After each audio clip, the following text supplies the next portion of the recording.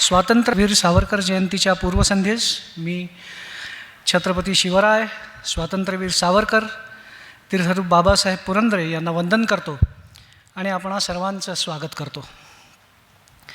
हिंदुस्थानच्या आचार, विचार आणि संस्कृतीचे द्योतक असणाऱ्या डॉक्टर सुधांशुजींचं मी मनापासून स्वागत करतो. माननीय अमृतराव पुरंदरे यांचं स्वागत करतो आणि समितीच्या वतीनं मी श्री बाळासाहेब शेडगे आणि राजेंद्र ढुमे यांना डॉक्टर सुधांशुजींचा सत्कार करण्याची विनंती करतो.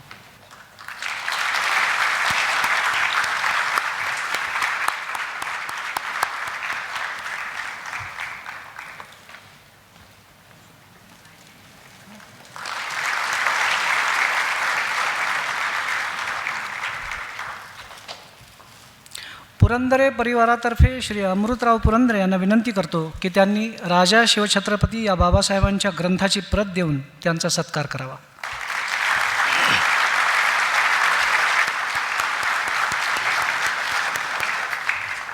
मी सर्वांना स्थान ग्रहण करण्याची विनंती करतो. आपण सर्व खरोखरच भाग्यवान आहोत की आपल्याला तीर्थरूप बाबासाहेबांना पाहता आलं, ऐकता आलं, अनुभवता आलं. त्या अर्थानं आम्ही चौघेही म्हणजे डॉक्टर रवींद्र लोहकरे, बाळासाहेब शेडगे, राजेंद्र ढुमे आणि मी खरोखरच भाग्यवान आहोत की आम्हाला त्यांचा जवळजवळ 40 वर्षाचा सहवास लाभला. आम्ही आणि आमच्यासारख्या असंख्य लोकांसाठी तीर्थरूप बाबासाहेब म्हणजे बूस्टर डोस होता. शिवरायांच्या बरोबरच अनेकदा त्यांच्या गप्पात येणारा विषय म्हणजे स्वातंत्र्यवीर सावरकर. मला असं वाटतं की सावरकर आणि बाबासाहेब यांचा ब्लड ग्रुप एक होता आणि तो म्हणजे छत्रपती शिवराय.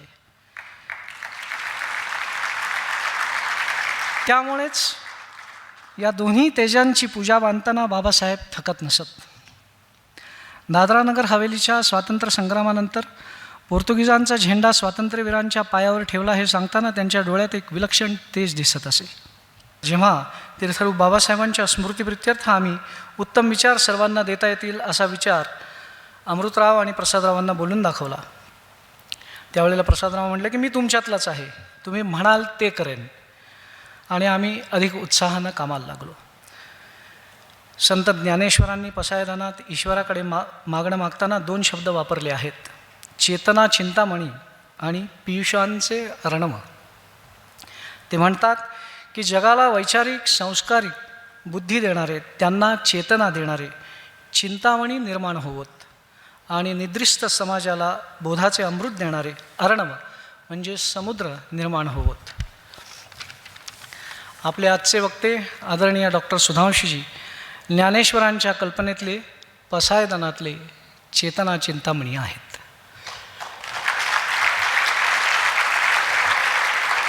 मी जास्त बोलत नाही. स्वातंत्र्यवीरांच्या दाहक परिसंजीवक आयुष्यावर त्यांचे विचार आपण ऐकणार आहोत.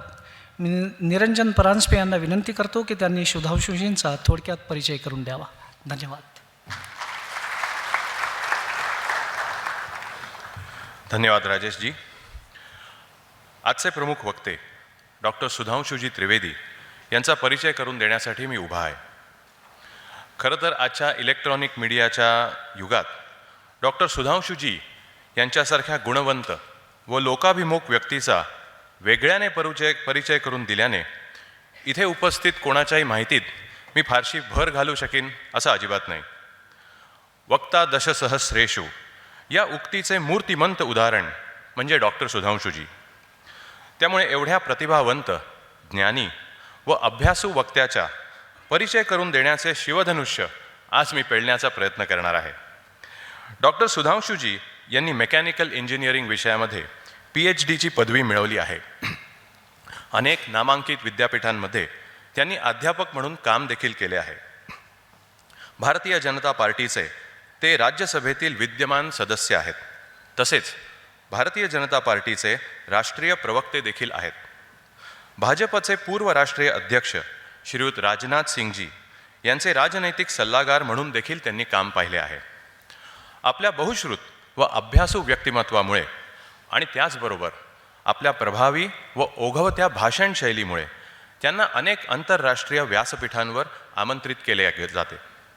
अमेरिका, चीन, जपान, थायलंड, कतार व सिंगापूरसारख्या देशांमध्ये जाऊन त्यांनी राजकारण, संस्कृती, विज्ञान व तंत्रज्ञान, योगाभ्यास व तत्त्वज्ञान अशा अनेक महत्त्वाच्या विषयांवर ज्ञानवर्धक व्याख्याने दिली आहेत.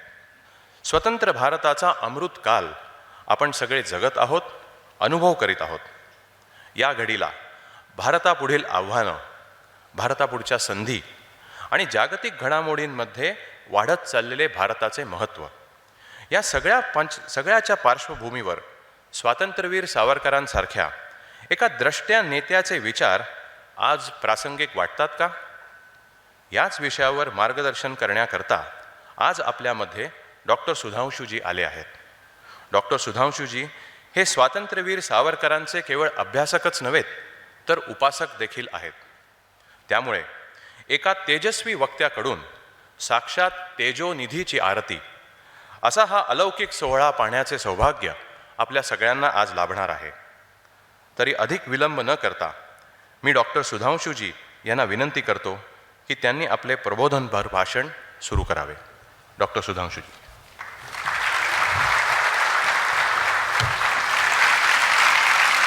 पद्मभूषण बाबा साहब पुरंदरे स्मृति व्याख्यानमाला को आयोजित करने वाली समिति के सभी सम्मानित सदस्यों, उनके सुपुत्र श्री अमृत पुरंदरे जी और इस सभागार में उपस्थित सभी सम्मानित बहनों और भाइयों, आज हम सब यहाँ पुणे की धरती पर एकत्र हैं,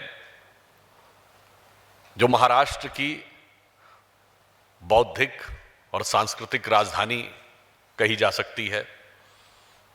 महाराष्ट्र ही नहीं, राष्ट्र के जीवन को अनुप्राणित करने वाले अनेक महापुरुषों की जन्म अथवा कर्म भूमि यहाँ रही. जैसा कि अभी पूर्ववर्ती वक्ता भी बता रहे थे, चाहे संत ज्ञानेश्वर हों, चाहे संत तुकाराम जी हों, ज्योतिबा फुले जी, सावित्रीबाई फुले जी, और स्वतंत्रता संग्राम में अभूतपूर्व योगदान ही नहीं, स्वतंत्रता संग्राम को एक नई दिशा देने वाले लोकमान्य तिलक और गोपाल कृष्ण गोखले जी, और फिर चाहे आज के उभरते हुए नए वैश्विक पटल के ऊपर उभरते हुए इस भारत में आईटी और इंडस्ट्री के एक बड़े सेंटर के रूप में उभरता हुआ पुणे हो. मुझे एक संयोग याद आता है, मैं पहली बार यहाँ आया था इस क्षेत्र में मई सन 2000 में. अगर आप लोगों को सबको ध्यान हो तो भारत का पहला एक्सप्रेसवे बॉम्बे पुणे एक्सप्रेसवे बना था and it was inaugurated in May 2000. उस समय नितिन गडकरी जी यहाँ पे सरफेस ट्रांसपोर्ट मिनिस्टर थे और राजनाथ सिंह जी सेंटर में सरफेस ट्रांसपोर्ट मिनिस्टर थे, और मैं उन्हीं के साथ आया था इनॉग्रेशन करने के लिए. तो जब पहली बार वो एक्सप्रेसवे देखा तो मेरे मन में भाव इसलिए आया कि हम लोग उसी साल अमेरिका गए थे. तो भारत में तो उस जमाने में एक्सप्रेसवे होते नहीं थे. तो हमारे जो फ्रेंड थे, साथ में एक जर्नलिस्ट था, उसने कहा भैया अपने यहाँ ऐसा कब होगा, शॉपिंग मॉल भी नहीं होते थे, एयरपोर्ट भी ऐसे थे जैसे बस अड्डे जैसे लगते थे.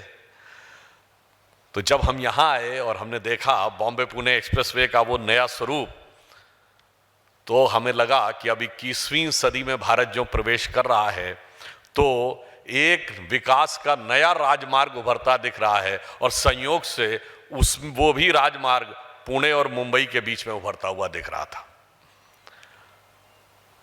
परंतु आज का जो अवसर है, मैं कह सकता हूं कि यदि छत्रपति शिवाजी महाराज ने भारत की, भारतीय धर्म संस्कृति की, हिंदू स्वाभिमान की चेतना को जागृत करने का महान कार्य किया, तो उस जागृत चेतना के स्पंदन को जन जन तक पहुंचाने का महान कार्य बाबा साहब पुरंदरे जी ने किया.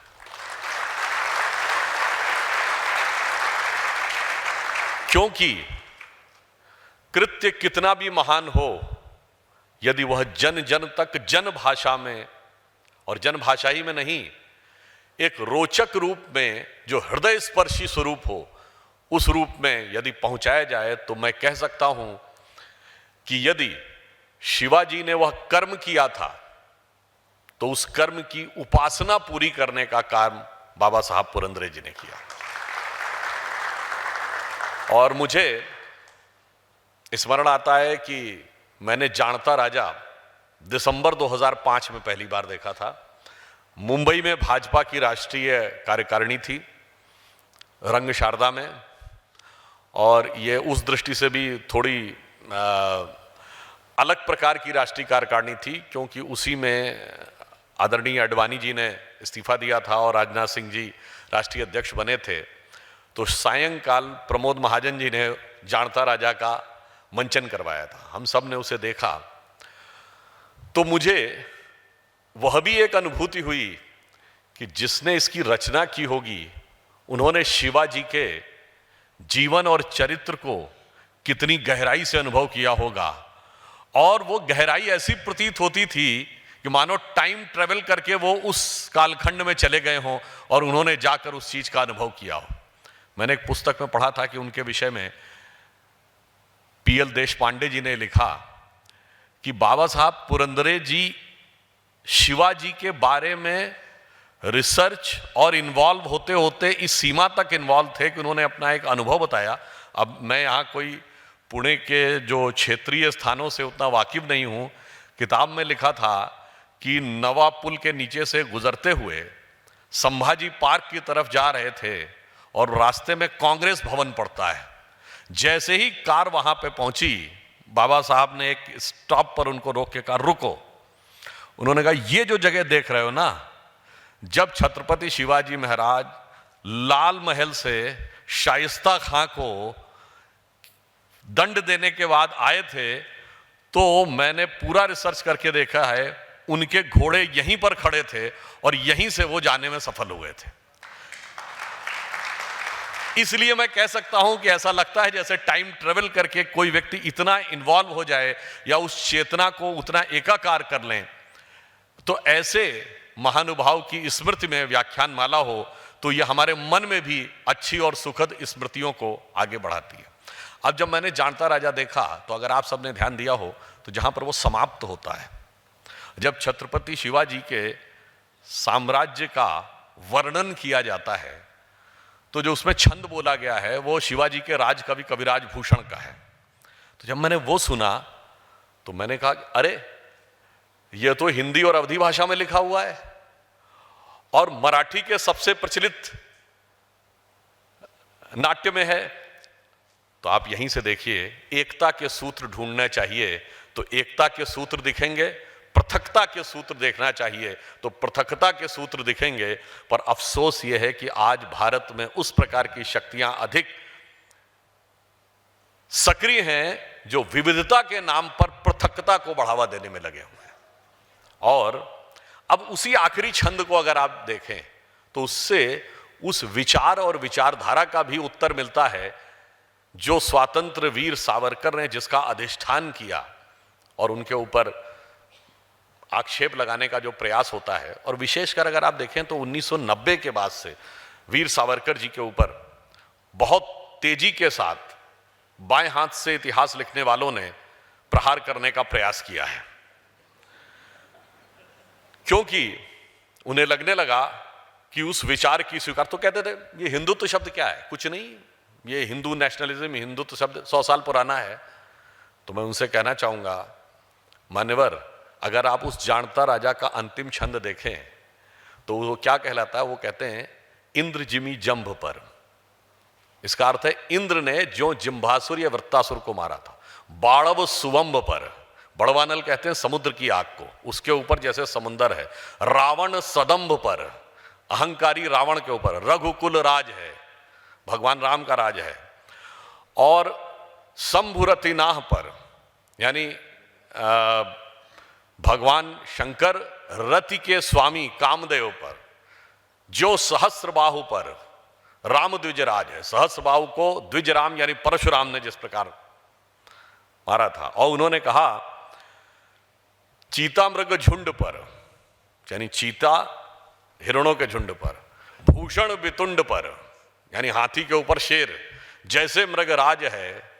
आगे उन्होंने कहा कान्ह जिमी कंस पर, तो समझ में आ ही जाता है तेज तम अंश पर, त्यों मलेच्छ वंश पर शेर शिवराज है। अब महत्वपूर्ण बात यह है कि तो आपने अर्थ तो समझा, अब वो जिस लय में गाया जाता है उस लय को जब आप देखें तो ये अर्थ के साथ एक अलग स्पंदन भी उत्पन्न करता है। जब उसमें यह कहा जाता है कि इंद्र जिमि जम्भ पर, बाड़व सुवम पर, रावण सदम पर, रघुकुल राज है, पवन वारी वहा पर, शंभु रतिनहा पर, ज्यों सहस्र बाहु पर, राम द्विज राज है, दावा द्रुम दंड पर, चीता मृग झुंड पर, भूषण वितुंड पर, जैसे मृगराज है, और कान्ह जिमि कंस पर, तेज तम अंश पर, त्यों म्लेच्छ वंश पर शेर शिवराज है। अब ये बताइए, आजकल की युवा पीढ़ी को समझाया जाता है वो रिदम, रैप और ये नई नई चीजें देखिए। मैं पूछना चाहता हूं, इससे बेहतर रिदम, इससे बेहतर, मैं तुलना नहीं कर रहा हूं, तथाकथित रैप आप जिससे कहते हैं, इससे सुंदर ध्वन्यात्मकता, इससे सुंदर शब्दों का समायोजन और इससे सुंदर राष्ट्रवाद की प्रेरणा कहीं देखने को मिलेगी क्या?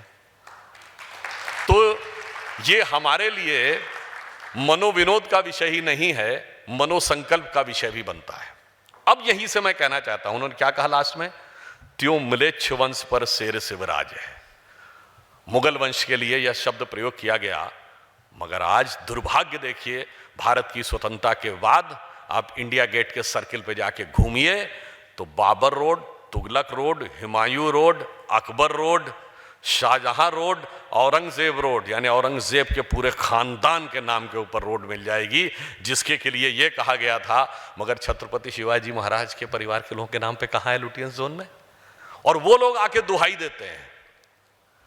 अब मैं कहना चाहता हूं, जो उन्होंने कहा हिंदुत्व शब्द थोड़ा पुराना था, तो कविराज भूषण ने छत्रपति शिवाजी महाराज के साम्राज्य के लिए क्या लिखा?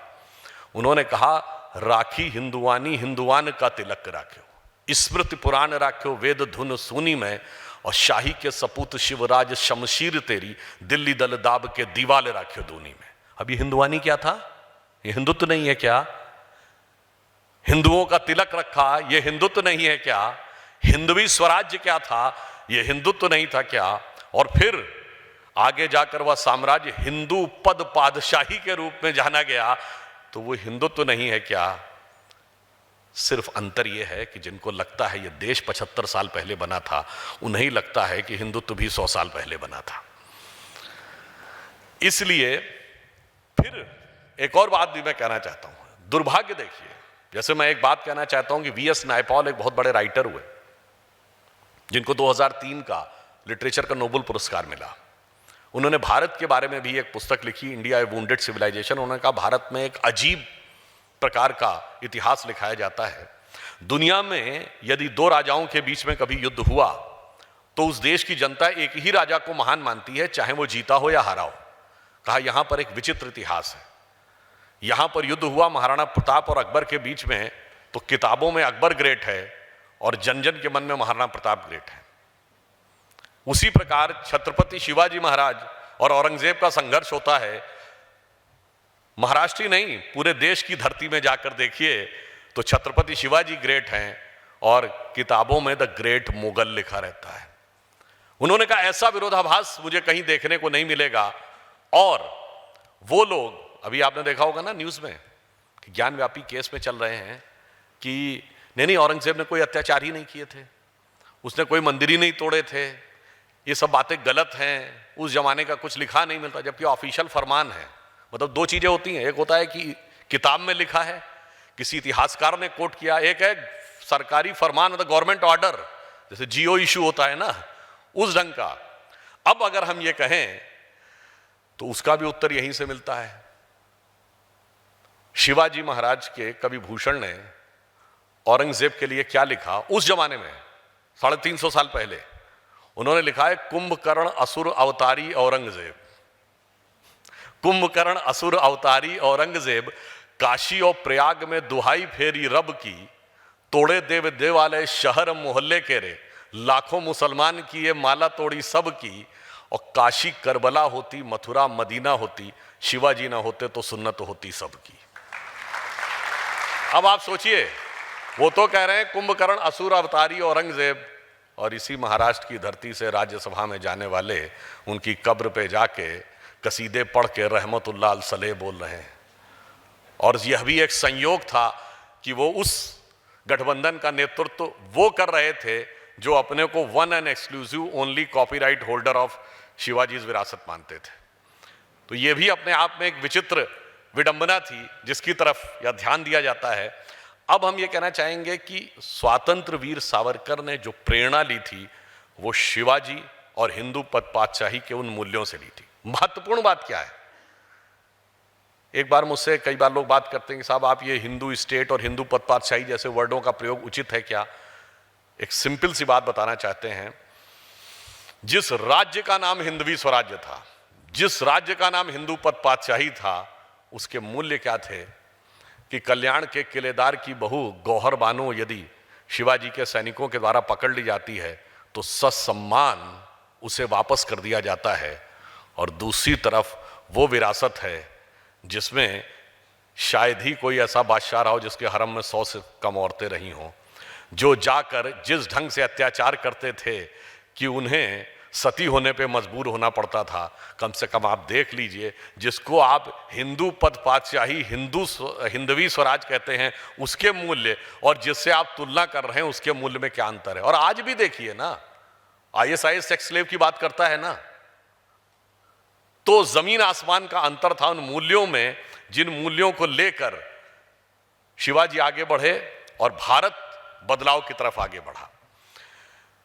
वीर सावरकर जी ने जिन मूल्यों से प्रेरणा ली, उसमें मैंने जब बचपन में शाखा पे जाता था तो एक बात पढ़ी कि यदि आपसे पूछा जाए कि हिंदू समाज में बुराइयां क्या हैं, आदमी धाड़ गिराना शुरू करेगा। छुआछूत है, अंधविश्वास है, सती है, जाति है, ये है, भेदभाव है, फलाना ढिमाका, अवैज्ञानिकता।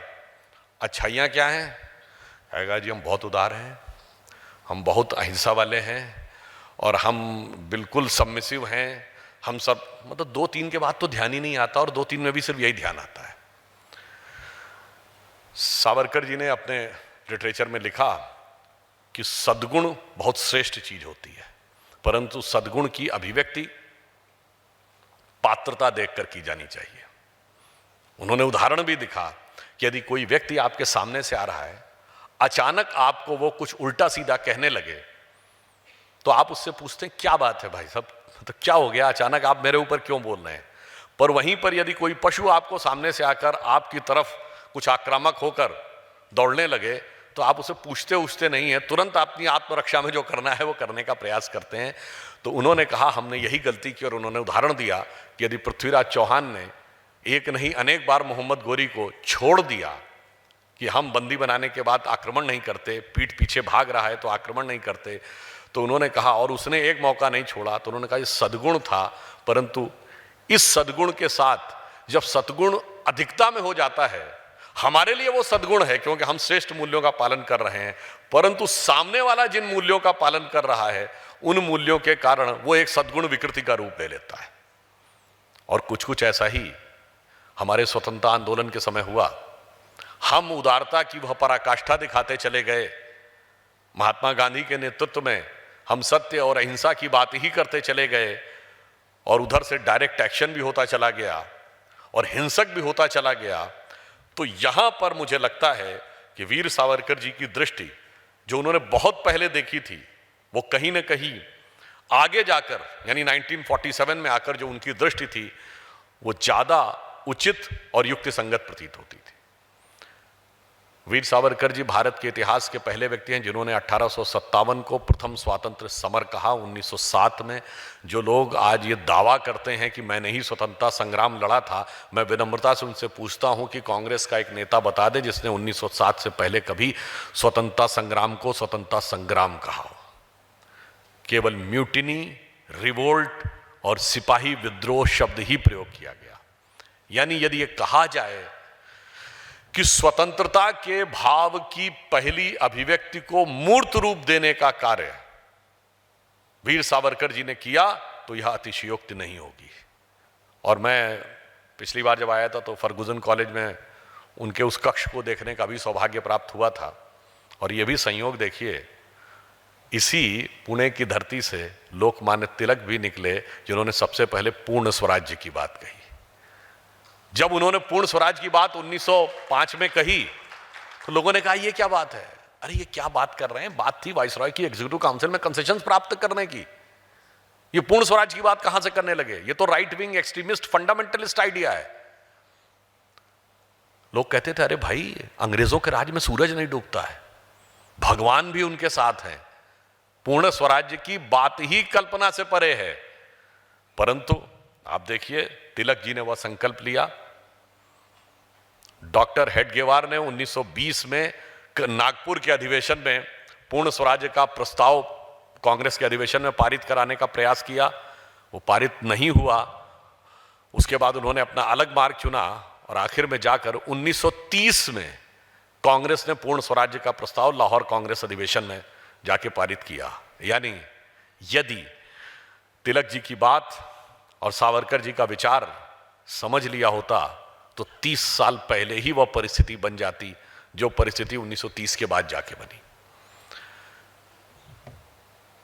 और मैं यहां पर सावरकर जी ने किस प्रकार से चीजों को ऐसा रूप दिया जो दूरगामी दृष्टि से भारत पर प्रभाव डालने वाला था, और उनके ऊपर अनेक प्रकार के जो आक्षेप और आरोप लगाए जाते हैं, उसके बारे में एक दो विचार आपसे व्यक्त करने का प्रयास करूंगा। देखिए, यह कहा जाता है कि वीर सावरकर जी ने माफी मांगी थी, बहुत प्रचारित किया जाता है। अब आपको बताना चाहते हैं, वीर सावरकर जी भारत के स्वतंत्रता संग्राम के इतिहास के पहले व्यक्ति थे जिसे 2 जन्मों का कारावास मिला। और 2 जन्मों का कारावास कब दिया गया? 1910 प्रोनाउंस किया गया। 1911 अप्रैल से उनका वह कारावास प्रारंभ हुआ। जब उनको जजमेंट सुनाया गया तो बाहर निकलते हुए उन्होंने हंसते हुए कहा, चलो इसी बहाने अंग्रेजों ने हमारे 2 जन्मों के अवधारणा को तो माना कि एक जन्म के बाद दूसरा जन्म भी होता है। अब महत्वपूर्ण बात यह है कि 1910 में वीर सावरकर को 2 जन्मों का कारावास सुनाया जाता है, और 1910 में कांग्रेस का अध्यक्ष कौन था? विलियम वैडनबर्न, ब्रिटिश सरकार का सेक्रेटरी था। अब आप सोचिए, जो कह रहे हैं स्वतंत्रता का आंदोलन लड़ रहे थे, वो ब्रिटिश हुक्मरानों के पैरों के नीचे बैठे हुए थे, और जिसको ब्रिटिशर्स काला पानी में भेज रहे थे वो लड़ नहीं रहे थे। जो ब्रिटिश हुक्मरानों की फर्मा बरदारी और झंडा बरदारी कर रहे थे वो आंदोलन लड़ रहे थे। बहुत से लोगों को नहीं ध्यान होगा, ये तो सबको पता है कि 1885 में कांग्रेस की स्थापना एक अंग्रेज अधिकारी एलन ऑक्टेवियम ह्यूम ने की थी। मगर आप में से बहुतों को नहीं पता होगा कि पहले 25 साल में कांग्रेस में एक नहीं कई अंग्रेज अधिकारी ब्रिटिश सेक्रेटरीज कांग्रेस के अध्यक्ष रहे हैं 1885 से 1910 तक, जिसमें विलियम वैडनबर्न, जॉर्ज यूल, अल्फ्रेड रोब, ये सब कांग्रेस के अध्यक्ष हैं। और आप सोचिए कि वो वीर सावरकर के बारे में इस प्रकार की बात कहने का प्रयास करते हैं। अब हम आते हैं उसके ऊपर। एक बार एक प्रश्न पूछा गया कि जिसको आप माफी की बात कहते हैं, भारत के क्रांतिकारी आंदोलन में एक बहुत बड़ा नाम था शचीन्द्रनाथ सान्याल, बंगाल के थे, और ये माना जाता है कि भगत सिंह, चंद्रशेखर आजाद उनको अपना गुरु मानते थे। वो जब जेल से बाहर निकले 1920 में, उन्होंने अपनी एक किताब लिखी है, बंदी जीवन। उसमें उन्होंने लिखा है कि मुझे बड़ा आश्चर्य है कि हम लोगों को तो छोड़ा गया है, मगर सावरकर बंधुओं को क्यों नहीं छोड़ा जा रहा है। उन्होंने उसमें कारण लिखा है कि ब्रिटिश सरकार को यह लगता है कि सावरकर जी के जेल में जाने के बाद महाराष्ट्र में क्रांतिकारी आंदोलन लगभग वो कुचलने में सफल हो गए थे। अब उन्हें डर है कि यदि ये बाहर आए तो ऐसा ना हो कि महाराष्ट्र में वह आंदोलन दोबारा खड़ा हो जाए। आप समझिए, जिससे ब्रिटिश सरकार को इतना डर था, वह व्यक्ति स्वतंत्रता का आंदोलन नहीं लड़ रहा था, जिसका ब्रिटिश सरकार के साथ इतना मधुर संबंध था कि नेहरू जी 1923 में, आज से 100 साल पहले, नाभा जेल में गए थे, और जेल में उनको थोड़ा डिस्कम्फर्ट महसूस हुआ था। तो मोतीलाल नेहरू जी ने वाइसरॉय से बात करके 2 दिन के अंदर जेल में ही उनके लिए अच्छे रहने और खाने की व्यवस्था नहीं, यानी कुक खानसामे की भी व्यवस्था करवा दी थी। और जो माफी की बात करते हैं, मान्यवर कभी आपने सुना है कि बगैर माफी मांगे माफी कर दी गई हो? नाभा की कोर्ट ने नेहरू जी को 3 साल के कारावास की सजा सुनाई दोपहर में, और शाम होते होते नाभा के ब्रिटिश एडमिनिस्ट्रेटर ने अपनी स्पेशल पावर का यूज करते हुए सजा माफ कर दी। इतने सुंदर मधुर संबंध जिन लोगों के रहे, जिनके बारे में एक बड़े प्रसिद्ध शायर हुए अकबर इलाहाबादी। ये माना जाता है कि उन्होंने मोतीलाल जी और कांग्रेस के नेताओं के लिए ही यह लिखा था कि दिन में वो धरना प्रदर्शन करते थे कांग्रेस के खिलाफ, और शाम को ब्रिटिश ऑफिसर्स के साथ डिनर करते थे। तो उनका बड़ा फेमस शेर है कि कौम के गम में खाते हैं डिनर हुक्काम के साथ, रंज लीडर को है बहुत मगर आराम के साथ। तो इतने आराम के साथ जो रह रहे थे, जलवाए जलाल से जेल में रह रहे थे, वो लोग कहते हैं कि हमने सारा संघर्ष रचा था। वो वीर सावरकर जी जिन्होंने अपना पूरा जीवन लगा दिया, उन्होंने संघर्ष नहीं किया था। दुख की बात यह है कि यदि पूछा जाए कांग्रेस का कोई एक नेता है जो काला पानी गया हो कभी? अब मैं आपको बात बताना चाहता हूं, जो उन्होंने, ये कहा जाता है, एक बार हमसे प्रश्न पूछा गया एक डिबेट में, स्वतंत्रता आंदोलन में किसका स्थान ज्यादा बड़ा, गांधी का या सावरकर का? अब थोड़ा टिकलिश क्वेश्चन है ना। हमने कहा जी ऐसा है, महात्मा गांधी ने 18 मई 1921 को यंग इंडिया के अपने संपादकीय में बाकायदा एक आर्टिकल लिखा जिसका शीर्षक है सावरकर ब्रदर्स। और उन्होंने कहा कि सावरकर ब्रदर्स जो काम कर रहे हैं वो देशभक्ति से भरपूर काम कर रहे हैं। इनमें से एक विनायक सावरकर से मैं लंदन में मिला भी था। मेरी नज़र में वो चतुर हैं, साहसी हैं और देशभक्त हैं। उन्होंने कहा भारत से बहुत अधिक प्यार करने के कारण वह काला पानी की सजा भुगत रहे हैं। यदि न्यायपूर्ण व्यवस्था में वो होते तो किसी उच्च स्थान पर सुशोभित होते। और आगे की जो लाइन लिखी, उन्होंने कहा कि the evil design in the British Empire he was having the capability to see it much before me। यानी ब्रिटिश राज की बुराइयों को उन्होंने मुझसे कहीं अधिक पहले समझ लिया था और देख लिया था। अब मेरे विचार से इसका उत्तर देने की आवश्यकता नहीं है, स्वतः महात्मा गांधी जी की कलम से उसका उत्तर उपलब्ध है।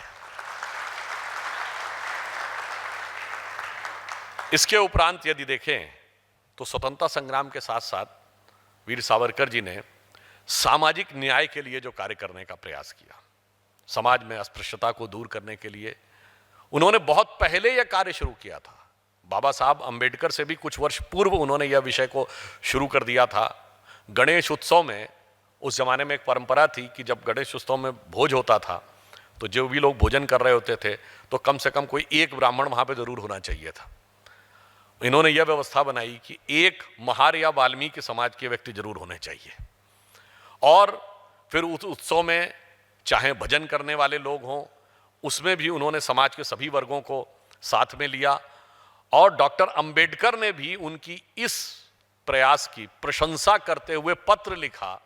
उन्होंने कहा कि मैं अप्रिशिएट करता हूं आपके इस प्रयास को कि जो आप अनटचेबिलिटी के लिए कर रहे हैं, परंतु हिंदू समाज के साथ पूरे इंटीग्रेशन के लिए सिर्फ अनटचेबिलिटी नहीं बल्कि इस कास्ट के सिस्टम को भी समाप्त करने की आवश्यकता है। और आप उस कुछ चुनिंदा नेताओं में हैं जिन्होंने कि इस बात को समझकर प्रयास किया है। और ये डॉक्टर अंबेडकर के वर्क्स एंड स्पीचेस जो धनंजय कीर जी के द्वारा प्रकाशित है उसमें बाकायदा इसका उल्लेख है। इसका अर्थ क्या हुआ कि वही जो बाबा साहब का विचार था, सावरकर जी उसी विचार को आगे बढ़ा रहे थे। तो एक तरफ वो राष्ट्रवाद के विचार को लेकर आगे बढ़ रहे थे और दूसरी तरफ समाज के हर वर्ग को न्याय मिले, हर वर्ग को सम्मान मिले, उसके लिए भी आगे बढ़ रहे थे। अगर आज हम देखें, अब हम आज के कालखंड में आ जाएं, यह स्वतंत्रता का अमृत महोत्सव वर्ष पिछले वर्ष पूर्ण हो गया है। प्रधानमंत्री जी ने कहा कि ये अमृत महोत्सव वर्ष नहीं समाप्त हुआ है। अब अगला 25 वर्ष का कालखंड, जब हम 75 वर्ष से 100 वर्ष में पहुंचेंगे, वो प्रारंभ हुआ है, जिसे उन्होंने अमृत काल कहा है। और इसमें सारा का सारा जो ध्येय है विगत 9 वर्षों से, वो मोदी जी की सरकार का क्या है? सबसे पहले उस गरीब वंचित व्यक्ति को जीवन की मूलभूत आवश्यकताओं की उपलब्धि सुनिश्चित कराना। वही जो सावरकर जी का और अंबेडकर जी का विचार था। 48 करोड़ लोगों को जनधन अकाउंट मिले, 12 करोड़ लोगों को शौचालय मिला, 3.5 करोड़ प्रधानमंत्री आवास योजना मिली, 50 करोड़ लोगों को आयुष्मान भारत में स्वास्थ्य कवर मिला, सारे घरों को बिजली मिली, नल से जल 11 करोड़ घरों में पहुंचा। और इसी के साथ साथ सबको वो मूलभूत आवश्यकताएं सुनिश्चित कराने के बाद राष्ट्र का जो गौरव है, राष्ट्र की जो आंतरिक और बाह्य सुरक्षा है, उसको भी उतनी ही मजबूती से किया। यूं कहें कि जब स्वतंत्रता मिली उसके बाद लंबे समय तक जिसे हम स्वराज्य कहते हैं, उस स्वराज्य में स्व का तत्व तो था ही नहीं। कुल मिलाकर हम लोग जो बचपन में गीत गाते थे, कहते थे उगा सूर्य कैसा कहो मुक्ति का ये, उजाला करोड़ों घरों में न पहुंचा, खुला पिंजरा है मगर रक्त अब भी थके पंछियों के परों में न पहुंचा। तो उसको सुनिश्चित करने का प्रयास किया। वही विचार जो 100 साल पहले सावरकर जी ने प्रतिपादित किया था, वो ही आज की डेट में चरितार्थ हो रहा है। अब मैं एक विषय और आपसे ये कहना चाहूंगा कि डॉक्टर अंबेडकर और सावरकर जी के बारे में एक और कंजंक्टिंग पॉइंट आता है। वो क्या है कि जब सावरकर जी को गांधी जी की हत्या के मामले में आरोपी बना दिया गया, तो उनके वकील भूपटकर जी थे। उन्होंने इस बात का संस्मरण किया है कि डॉक्टर अंबेडकर ने उनसे संपर्क किया और कहा कि क्या आप मुझसे मथुरा रोड पे आज मिल सकते हैं। ये वहां मिलने गए और एकांत में डॉक्टर अंबेडकर ने उनसे बात किया और कहा कि आपके क्लाइंट यानी सावरकर जी के खिलाफ कोई सबूत नहीं है और उन्हें बिना वजह फंसाने का प्रयास किया जा रहा है। तो उन्होंने पूछा कौन, नाम नहीं लिया उन्होंने ये भी कहा कि कैबिनेट के कई सदस्य इस बात को लेकर खुश नहीं हैं जिस ढंग से ये किया जा रहा है, क्योंकि सबूत के नाम पर सिर्फ दिगंबर बड़गे का एक वक्तव्य था कि उसने ये कहा कि उसने एक डिस्टेंस से सुना कि जब सावरकर और नाथूराम गोडसे आपस में बात कर रहे थे तो चलते समय सावरकर ने उनसे मराठी भाषा में कहा, शायद उसको कहते यशस्वी हो हुआ है, मतलब होकर आओ। अब यशस्वी हो इस आधार के ऊपर आपने कहा, यह मान लिया गया कि वो इसी संदर्भ में कहा गया है, ऐसा कोई सबूत टिक नहीं पाया। और इस बात का जो उल्लेख है वो मालगांवकर जी ने, मनोहर मालगांवकर जी ने अपनी पुस्तक में, जो मैकमिलन प्रेस लंदन से छपी है, 1975 में छपी है, उसमें उल्लेख किया। अगर किसी को इस पे आपत्ति हो तो वो इस बात पे जाकर सोचे कि क्या भाई मालगांवकर जी का तो कोई संघ से संबंध नहीं था, ना मैकमिलन प्रेस का कोई संघ से संबंध है। इसलिए आप ये समझिए। और फिर अगर किसको फिर भी लगता है कि साहब ये गलत है, ये तथ्य नहीं है, ये कहानी है, तो ये भी समझिए लाल किले का केस चलने के बाद, फाइनल केस तब भी नहीं हुआ था, फिर वो पंजाब हाई कोर्ट में शिमला में केस चला है, उसके आगे की प्रोसीडिंग। जब शिमला में केस चला है तो फिर सरकार ने सावरकर जी को पुनः आरोपी क्यों नहीं बनाया? हाई कोर्ट में सावरकर जी के खिलाफ याचिका क्यों नहीं दी? क्योंकि उन्हें पता था कि सबूत नाम की कोई चीज नहीं है। इसलिए बहुत दुखद हो जाता है कि जिस व्यक्ति ने अपना पूरा जीवन देश के लिए लगाया, जिसने काला पानी सहा, जिन्होंने 2 जन्मों के कारावास की सजा सही, उनको स्वतंत्र भारत में भी अपमानित और लांछित करने के लिए राजनीतिक पूर्वाग्रह से ग्रस्त होकर उनको आरोपी बनाने का प्रयास किया गया। और उनके सगे भाई नारायण सावरकर जी के घर पर जो आक्रमण किया गया और जो उस मॉब लिंचिंग में वो घायल हुए, कुछ महीने बाद उसी कारणों से उनकी मृत्यु भी हो गई। परंतु उसके बाद भी कुछ लोग ऐसे होते हैं जो इतने संचित पुण्यों के साथ उत्पन्न होते हैं कि उनके विचार आज भी हम सबको प्रेरणा देते हैं। मानो सावरकर जी ये हमसे कह रहे हों कि मैं मधु से अनभिज्ञ आज भी जीवन भर विषपान किया है, किया नहीं विध्वंस, विश्व का आजीवन निर्माण किया है। तो उनके विचार हमें आज भी निर्माण और प्रेरणा देते हैं। और आप देखिए 21वीं सदी में कैसे निर्माण और प्रेरणा देते हैं।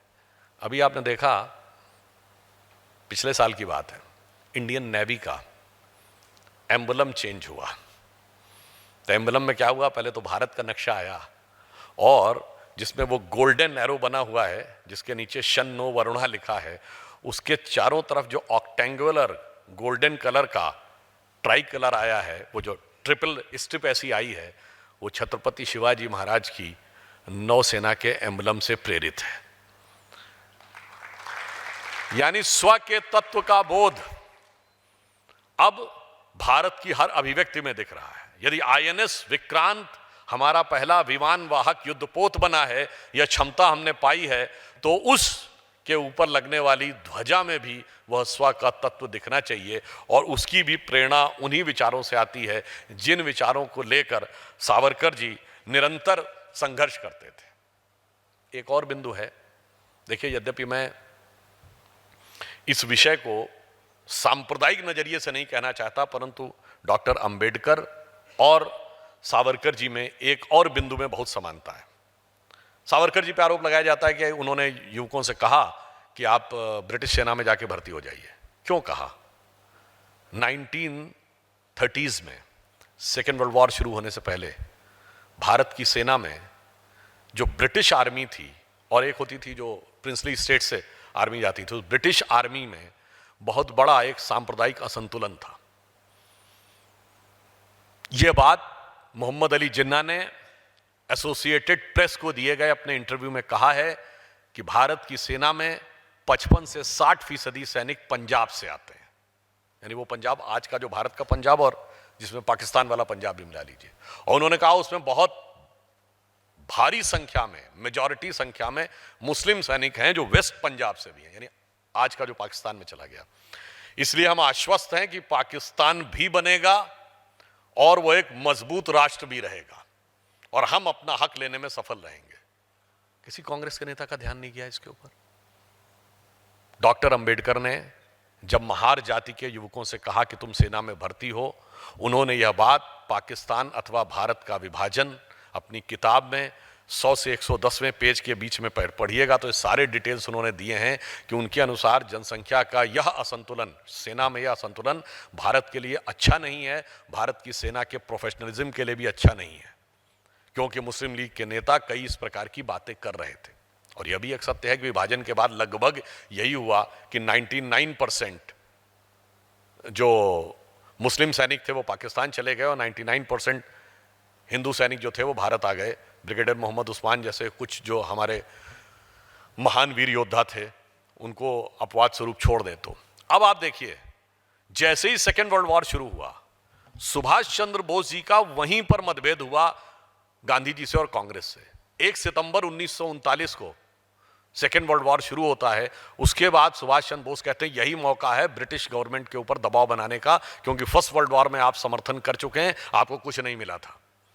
मगर गांधी जी तैयार नहीं होते हैं, बल्कि उल्टे वो 14 सितंबर को एक लेटर लिखते हैं कि भाई हम भी आपका समर्थन कर सकते हैं पर हमें स्वतंत्रता दे दीजिए, स्वतंत्र होकर हम आपके मुद्दों का समर्थन कर सकते हैं बशर्ते कि ब्रिटिश राज इंपीरियलिज्म और डेमोक्रेसी और इंडिपेंडेंस के बारे में अपना विचार व्यक्त करे। और इसको लेकर बहुत लोग नाराज हो जाते हैं और 10-12 लोग लेटर लिख देते हैं कि भाई सबका रिप्रेजेंटेशन कांग्रेस कैसे कर रही है। प्रोविंशियल असेंबलीज में इलेक्टेड गवर्नमेंट्स थी, वो इस्तीफा नहीं देती हैं वर्ल्ड वॉर शुरू होते ही। तब अचानक वर्ल्ड वॉर कठिन दौर में पहुंच जाता है। आप मारूफ रजा साहब बैठे हुए हैं, उनको पता होगा एक साल के अंदर हिटलर ने इतना कब्जा कर लिया था कि वो पोलैंड तो कब्जा हो ही गया था, बाल्टिक कंट्रीज का मामला अलग हो गया था, 2 महीने में फ्रांस को ऑलमोस्ट कैप्चर कर लिया था। लंदन पे बमबार्डिंग शुरू हो गई थी 41 आते आते, पर्ल हार्बर हो गया था। वर्ल्ड का पावर इक्वेशन अपसेट होता नजर आ रहा था। अब अंग्रेजों की मजबूरी थी कि उन्हें सैनिक चाहिए थे, क्योंकि सैनिक, अब उन्होंने धड़ाधड़ रिक्रूटमेंट शुरू किए। तब वीर सावरकर जी ने कानपुर में जाके अपने भाषण में बोला था, कहा था ये अंग्रेज जो तुमको हथियार रखने नहीं देते, अगर तुम पिस्तौल क्या एक छोटा सा भी हथियार तुम्हारे पास मिल जाए तो तुम्हें जेल में डाल देते हैं। आज ये तुम्हें पिस्तौल ही नहीं देंगे, बंदूक ही नहीं देंगे, मशीन गन और तोप भी देंगे, अपना जंगी बेड़ा भी देंगे, फौज में शामिल हो और इन सारी चीजों को अपने अधिकार में लो। आप सोचिए कि उन्होंने उस सोच के आधार पर कहा और उस सोच का अंतर क्या पड़ा। 39 से 46 आते आते बदलाव यह होता है कि भारी संख्या में जो वो सैनिक जाते हैं उनसे क्या बदलाव पड़ा। अब उसका मैं आपको उदाहरण देता हूं। 25 जून 1944 को नेताजी सुभाष चंद्र बोस ने आजाद हिंद रेडियो से अपने एक प्रसारण में कहा है, और यह प्रसारण आज भी आप चाहें तो जाके सुन सकते हैं। उन्होंने कहा कि जब ज्यादातर कांग्रेस नेता आजाद हिंद फौज के सैनिकों को भाड़े का सैनिक कह के उनका मजाक उड़ा रहे हैं, मुझे खुशी है इस बात की कि भारत में मिस्टर सावरकर जैसे कुछ लोग हैं जो समझदारी के साथ भारतीय युवकों को सेना में शामिल करने की बात कह रहे हैं, और यही युवक हमारी शक्ति बन रहे हैं। अब आप समझिए कि उन 6-7 सालों में भारी संख्या में जो रिक्रूटमेंट हुआ, जो आईएनए में गए, उसमें सबसे ज्यादा संख्या में जो युवा सैनिक ही थे जो पिछले 6-7-8 सालों में जाकर आईएनए में गए थे।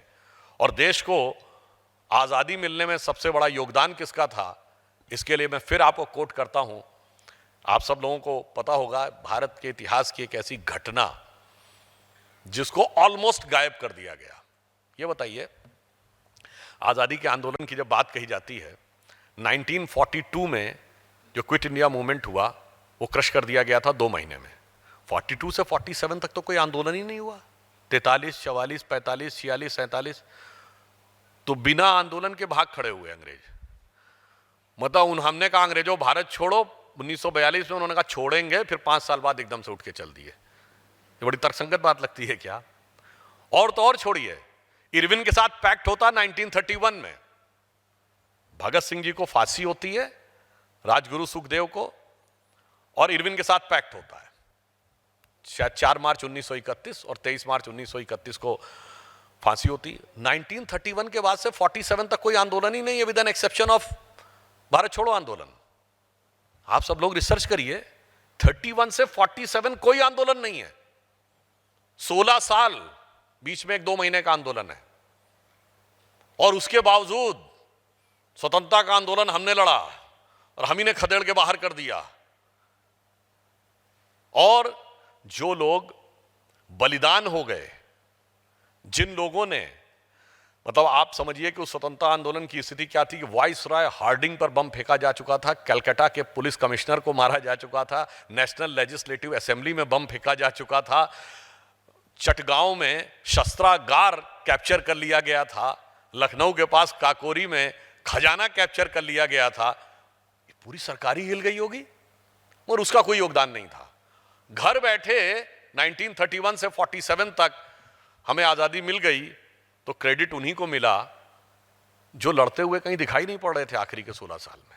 इस पे तो वो शेर याद आता है कि नौरंगिए सियासते दौरां तो देखिए कि मंजिल मिली उन्हीं को जो शरीके सफर न थे। अब देखिए, इसका भी एक फैक्ट है। फरवरी 1946 में नेवल अपराइजिंग होती है, और 2 दिन के अंदर 10,000 से अधिक नौसैनिक बॉम्बे, कराची और कलकत्ता तक उसमें शामिल हो जाते हैं। दर्जनों शिप्स को कब्जा कर लेते हैं। ये 16 फरवरी 1946 को होता है। अंग्रेज बहुत कोशिश करते हैं, उनके हाथ पांव फूल जाते हैं, वो सैनिक उनके समझाने पे कंट्रोल में नहीं आ रहे होते हैं। आखिर में वो कांग्रेस के नेताओं का सहारा लेते हैं, सरदार पटेल और जवाहरलाल नेहरू जी से कहते हैं कि आप इनको समझाइए। उनके समझाने बुझाने पे 12 दिन के बाद 28 फरवरी को वो समाप्त होता है। बस इसके बाद तुरंत मार्च में British government cabinet mission plan approve करती है। उसे समझ में आज जगह होता है कि अब भागने के अलावा कोई चारा नहीं है। और वो बात अलग है कि इससे पहले भी ब्रिटिश जो आर्मी चीफ था क्लॉड मैकॉनले, उसने लेटर भी लिख दिया था नवंबर 1945 में कि अब इस फौज के ऊपर भरोसा नहीं किया जा सकता, और जो आज़ाद हिंद फौज का ट्रायल चल रहा है लाल किले में उसको रुकवा दीजिए, अदरवाइज स्थितियां नियंत्रण के बाहर हो सकती हैं। अब देखिए, मार्च 1946 ब्रिटिश पार्लियामेंट की प्रोसीडिंग में जाके देखिए, क्लेमेंट एटली जो उस समय के प्राइम मिनिस्टर हैं, जब कैबिनेट मिशन प्लान को अप्रूव करते हैं तो क्या बोलते हैं, भारत में इस समय माहौल बिल्कुल अलग है। ये 1920 का समय नहीं है, 1930 का समय नहीं है, 1942 का समय भी नहीं है। अब आगे वो कहते हैं कि जिस भारतीय फौज ने सेकेंड वर्ल्ड वॉर में क्राउन की खिदमत पूरी क्षमता के साथ की, ताकत के साथ की, अब उन सैनिकों में क्राउन के लिए वह निष्ठा नजर नहीं आ रही है। तो अब साफ समझ में आ गया ना कि क्यों छोड़ रहे थे। और एक और बात आप समझिए, अगर किसी को मेरी बात पे आपत्ति है तो मैं पूछना चाहता हूं कि भारत की आजादी के लिए जो समय तय हुआ था वो तो 15 अगस्त 47 नहीं तय हुआ था ना, 30 जून 48 तय हुआ था। तो एक साल पहले काहे भाग गए? इसीलिए देखिए माउंटबेटन गवर्नर जनरल रहे 30 जून 48 तक। अगर फिर भी किसी को आपत्ति है कि इसे कैसे मान लें जी 30 जून 48 था, तो माउंटबेटन रहे वहां। अब वो क्यों भाग गए? अब मतलब उसमें कभी ऐसा भी नहीं है, इतिहास वालों ने ऐसे ऐसे तर्क दिए हैं, जैसे मैं इसको मजाक में कह रहा हूं, अगर आप पार्लियामेंट में बड़े नेताओं की स्पीचेस को जाकर सर्च करेंगे तो लालू प्रसाद यादव जी की एक स्पीच मिलेगी जिसमें वो कहते हैं, अरे ये लालू है, तुमको पता नहीं है कौन है, मेरा जन्म 1948 में हुआ, अंग्रेज को पता चल गया लालू आने वाला, 1 साल पहले देश को छोड़ के भाग गया। तो मैं ये कह रहा हूं, जो बातें हास्य विनोद में कही जाती थी, ऐसी बातों को इतिहास में यथार्थ बनाकर रखने का प्रयास किया गया। और इतना ही नहीं, नेहरू जी 15 अगस्त 47 को नहीं बने थे प्राइम मिनिस्टर, 2 सितंबर 1946 को बन गए थे इंटरिम सरकार में। मार्च में प्रस्ताव पारित हुआ कैबिनेट मिशन प्लान, अप्रैल में कांग्रेस का अध्यक्ष चुना गया और 2 सितंबर को शपथ दिला दी गई।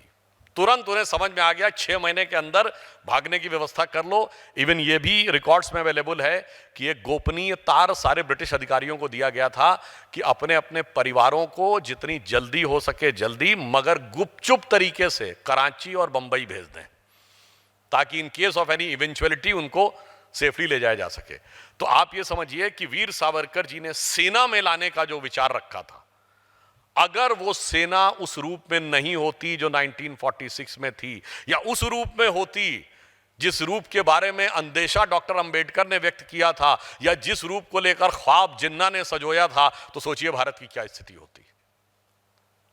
और सुभाष चंद्र बोस जी ने जिस प्रकार से उसको संगठित करके इस बदलाव को लाया, तो अब हम ये कह सकते हैं कि इतिहास के उस वास्तविक स्वरूप को भी देखने और समझने की आवश्यकता है।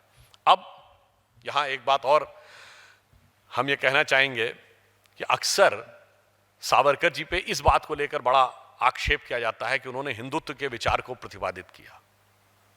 देखिए, हिंदुत्व का विचार किसी के विरोध का विचार नहीं है। हिंदुत्व के विचार में सभी को साथ में लेकर चलने का जितना सांगोपांग स्वरूप आपको हिंदुत्व में मिलता है, इतना किसी में नहीं। मगर इस देश में कुछ ऐसे लोग हैं जो कहते हैं कि मैं हिंदू वर्ड को मानता हूं, हिंदुत्व नहीं मानता, मैं सावरकर नहीं हूं। देश के चिर युवा हैं और चिर व्याकुल हैं। मैं सावरकर नहीं हो सकता। मैं उनसे कहना चाहता हूं, बिल्कुल सही है, आप सावरकर नहीं हो सकते। सावरकर जी को 2 जन्मों का कारावास हुआ था। इस जन्म में तो क्या, अभी 2 जन्मों तक तो आप सावरकर नहीं हो सकते, बाकी उसके बाद की बात आपके कर्मों पर निर्भर करेगी। इसलिए अब आपको बताता हूं मजे की बात। हिंदू और हिंदुत्व में विभाजन करने का जो प्रयास करते हैं, आज के भारत की मैं बात कर रहा हूं। देखिए, एक जमाना था 1970s और 80s में भारत की ग्रोथ रेट कितनी रहती थी? 2%, कभी 1.8, कभी 2%, कभी 2.1% इकोनॉमिक ग्रोथ। तो क्या कहा जाता था? ये देश इसके आगे बढ़ ही नहीं सकता। 1978 में ये फ्रेज फर्स्ट टाइम यूज हुआ है और बाकी 80 के दशक में पूरा यूज होता रहा कि इंडिया में तो हिंदू ग्रोथ ऑफ रेट है। ये 2% की जो ग्रोथ रेट है, this is a Hindu growth rate. महंगाई क्या रहती थी? ऑन एन एवरेज 10% से ऊपर रहती थी। 8%, 8.5%, 9%, 10%, आप जाके चेक कर सकते हैं। 73-74 में तो 26% थी। 91 में आते आते 14-15% हो गई थी। यानी ग्रोथ रेट इतनी रहती थी, महंगाई इतनी रहती थी, और उसको हिंदू ग्रोथ रेट कहते थे। जिसको आप हिंदुत्व कहते हैं, उसके बारे में विचार करने वाली पार्टी की जब पहली आंशिक सत्ता आई 1998 में, तो उस समय रेट ऑफ इन्फ्लेशन इस देश में करीब करीब था, जो छोड़ के गए थे 7.5-8% के आसपास 98 में, और रेट ऑफ ग्रोथ थी 4-4.5%। उसके बाद यानी हमेशा रेट ऑफ ग्रोथ नीचे और रेट ऑफ इन्फ्लेशन ऊपर रहता था। जब अटल जी की सरकार गई तो हमारा रेट ऑफ ग्रोथ हम 6.5-7% पे छोड़ के गए थे और रेट ऑफ इन्फ्लेशन 4.5% पे, यानी ऑलमोस्ट आधे पे छोड़ के गए थे। जब मोदी जी की सरकार आई उसके बाद तो आप देखिए क्या बदलाव आया कि 91 में इस देश में फॉरेन एक्सचेंज रिजर्व 1 बिलियन से कम रह गया था, रुपये का डिवैल्यूएशन हुआ था और सोना गिरवी रखा गया था। उस हालात से निकलकर 100 billion foreign exchange reserve Atal ji की सरकार के समय में पहुंचा और 500 बिलियन फॉरेन एक्सचेंज का रिजर्व मोदी जी की सरकार में पहुंचा। अब हम इतना बदलाव आया उस विचार में कि अब ग्रोथ रेट बढ़ते बढ़ते आज स्थिति क्या हो गई है कि अभी लास्ट मंथ आईएमएफ की चेयरपर्सन क्रिस्टीना जॉर्जिएवा ने कहा है कि भारत दुनिया के फास्टेस्ट ग्रोइंग देशों में से एक होगा। नेक्स्ट ईयर 6.7% ग्रोथ रेट है, वर्ल्ड की 2.9 होने वाली है। वर्ल्ड की 2.9 हमारी उससे डबल होने वाली है वो ग्रोथ रेट। और उन्होंने कहा नेक्स्ट ईयर भारत का कंट्रीब्यूशन ग्लोबल जीडीपी में 16% ग्रोथ को कंट्रीब्यूट करेगा। ये हिंदुत्व की ग्रोथ रेट है। मैं उन लोगों को बताना चाहता हूं ये हिंदुत्व की ग्रोथ रेट है, वो हिंदू ग्रोथ रेट थी। इसीलिए हमारी और आपकी सोच में जमीन आसमान का अंतर है और आपको वह चीजें समझ में नहीं आ रही हैं। मगर अफसोस की बात यह है कि कोई भी चीज जिसमें सकारात्मकता दिखती हो, भारत की एकात्मता दिखती हो, वो उनको दिखाई नहीं पड़ती है। कोई भी चीज दिख जाए, अब बताइए पार्लियामेंट का इनॉग्रेशन हो रहा है तो यदि सेंगोल आ रहा है, अब उसी में पेट में दर्द हुआ जा रहा है। मगर हम ये कहना चाहेंगे, देखिए उसके डॉक्यूमेंट्री एविडेंस है वो तो अपनी जगह है, पर कितनी महत्वपूर्ण बात है कि जो एक समारोह के द्वारा सत्ता के हस्तांतरण के प्रतीक के रूप में पवित्र, जिसे राजदंड या धर्मदंड कहते थे, उसे संग्रहालय में रख दिया गया। इस बात का प्रतीक था कि भारत की संस्कृति के स्वाभिमान के सभी पक्षों को संग्रहालयों में रख दिया गया था। और संग्रहालयों में रख के आगे व्यवस्था भी क्या की गई थी, जानते हैं क्या व्यवस्था की गई थी? संसद भवन के खिलाफ जो लोग कोर्ट गए थे वो केवल निर्माण रुकवाने के लिए नहीं गए थे। उन्होंने कहा था ये संसद भवन के ऊपर जो भारत के राजकीय चिन्ह के शेर हैं ज्यादा आक्रामक दिख रहे हैं, इनको थोड़ा सॉफ्ट करिए। यानी इन्हें शेर बिल्ली जैसे चाहिए थे, और बिल्ली भी जैसे नहीं, भीगी बिल्ली जैसे, क्योंकि जब भीगी बिल्ली जैसे शेर होंगे तभी तो शांति के कबूतर उड़ते रहेंगे। मगर अफसोस कि अब बदलाव आ गया। अब वो विचार सत्ता में है जिसमें शेर का वास्तविक स्वरूप दिखता है। और इसके लिए जो संस्कृत का श्लोक है कि ना अभिषेको न संस्कारो सिंहस्य क्रियते मृगः विक्रमार्जित राजस्य स्वमेव मृगेंद्रता, तो स्वयं ही शेर का स्वरूप दिखता है। इसलिए अब वो शांति के कबूतर भी उड़ने बंद हो गए। मैं तो लखनऊ का रहने वाला हूँ, वहाँ एक कहावत होती है, अमा मियाँ वो दिन लद गए जब उस्ताद लल्लू खां फाख्ते उड़ाया करते थे। तो उसी प्रकार से वो दिन गए। अब आप देखिए वो चीज कहाँ से आई। अब मैं वहाँ पे जाता हूँ जो सावरकर जी ने सद्गुण विकृति कहा था। आप बताइए सद्गुण विकृति जानते क्या थी? 2014 से पहले अटल जी का 6 साल छोड़ दे तो 60 साल लगभग हम दुनिया में कहीं पर भी कोई टकराव होता है, गली मोहल्ले की लड़ाई से लेकर अंतरराष्ट्रीय स्तर की लड़ाई में क्या होता है, कमजोर और छोटा देश कहता है कि ये बड़ा और ताकतवर मुझे सता रहा है। आज यूक्रेन कहता है ना कि रशिया मुझे सता रहा है। इराक और कुवैत ने कहा ना कि इराक मुझे सता रहा है। इजराइल ताकतवर है तो फिलिस्तीन कहता है ना कि इजराइल मुझे सता रहा है।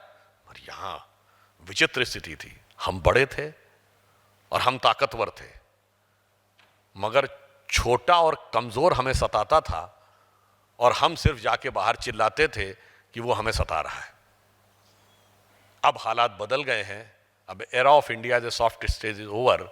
अब वो पड़ोस वाला जाके ये कहता है कि भारत हमें आंखें दिखा रहा है। लोग कहते हैं कि आप लोग क्या मोदी जी अटल जी के उस सिद्धांत में भरोसा नहीं करते कि हम दोस्त बदल सकते हैं पड़ोसी नहीं? हमने कहा नहीं, वो बिल्कुल उनके सिद्धांत में भरोसा कर रखते हैं और उसी दिशा में आगे बढ़ रहे हैं। ये सच है कि हम दोस्त बदल सकते हैं पड़ोसी नहीं, पर उसके आगे की स्टेप ये भी समझिए, पड़ोसी को हैसियत में तो रख सकते हैं।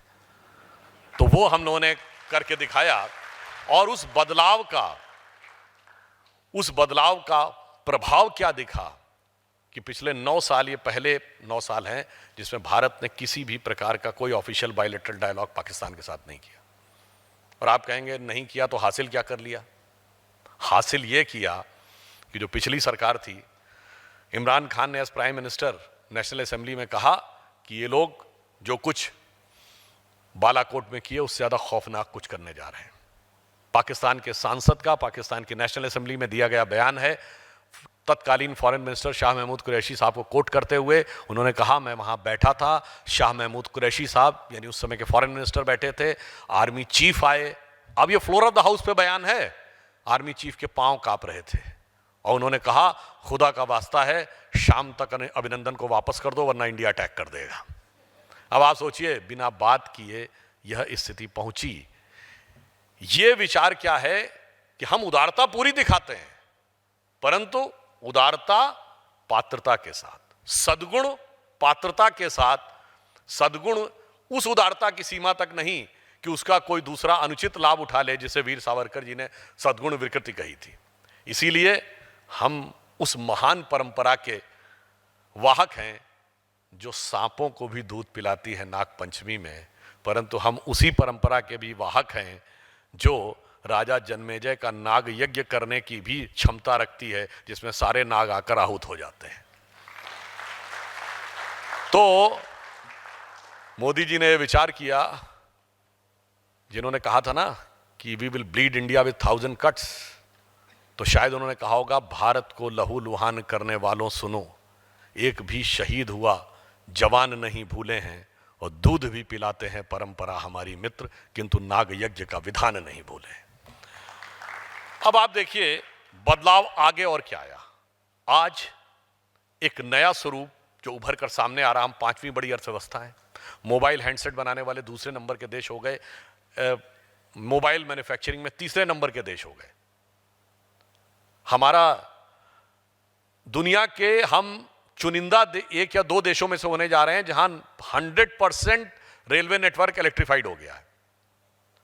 कुछ ऐसे कार्य हैं जो किसी ने कल्पना नहीं किया होगा, वह भी इस समय में, इस अमृत काल में उभर कर सामने आ रहे हैं, वो भी स्व से प्रेरित हैं। जैसे सोलर एनर्जी होनी चाहिए भारत की पावर की आवश्यकता को पूरी करने के लिए, यह तो समझ में आता है, परंतु किसी ने, सरकार ने नहीं सोचा होगा कि एक इंटरनेशनल सोलर अलायंस बनेगा और उसका केंद्र भारत में बनेगा, सौर ऊर्जा का भारत नेता बनेगा विश्व में। वो हमने करके दिखाया, इंटरनेशनल सोलर अलायंस का केंद्र दिल्ली के पास गुरुग्राम में। और सोलर एनर्जी फ्यूचर को रिप्रेजेंट करती है, तो भारत में पहला गांव बना है गुजरात में मोढेरा, जो पूरी तरह सोलर एनर्जी से चल रहा है। एक एक घर में सौर ऊर्जा से ही बिजली आ रही है। तो एक तरफ वो मॉडर्न इंडिया को रिप्रेजेंट कर रहा है और उसी गांव में भगवान सूर्य का एक मंदिर भी बनाया गया है।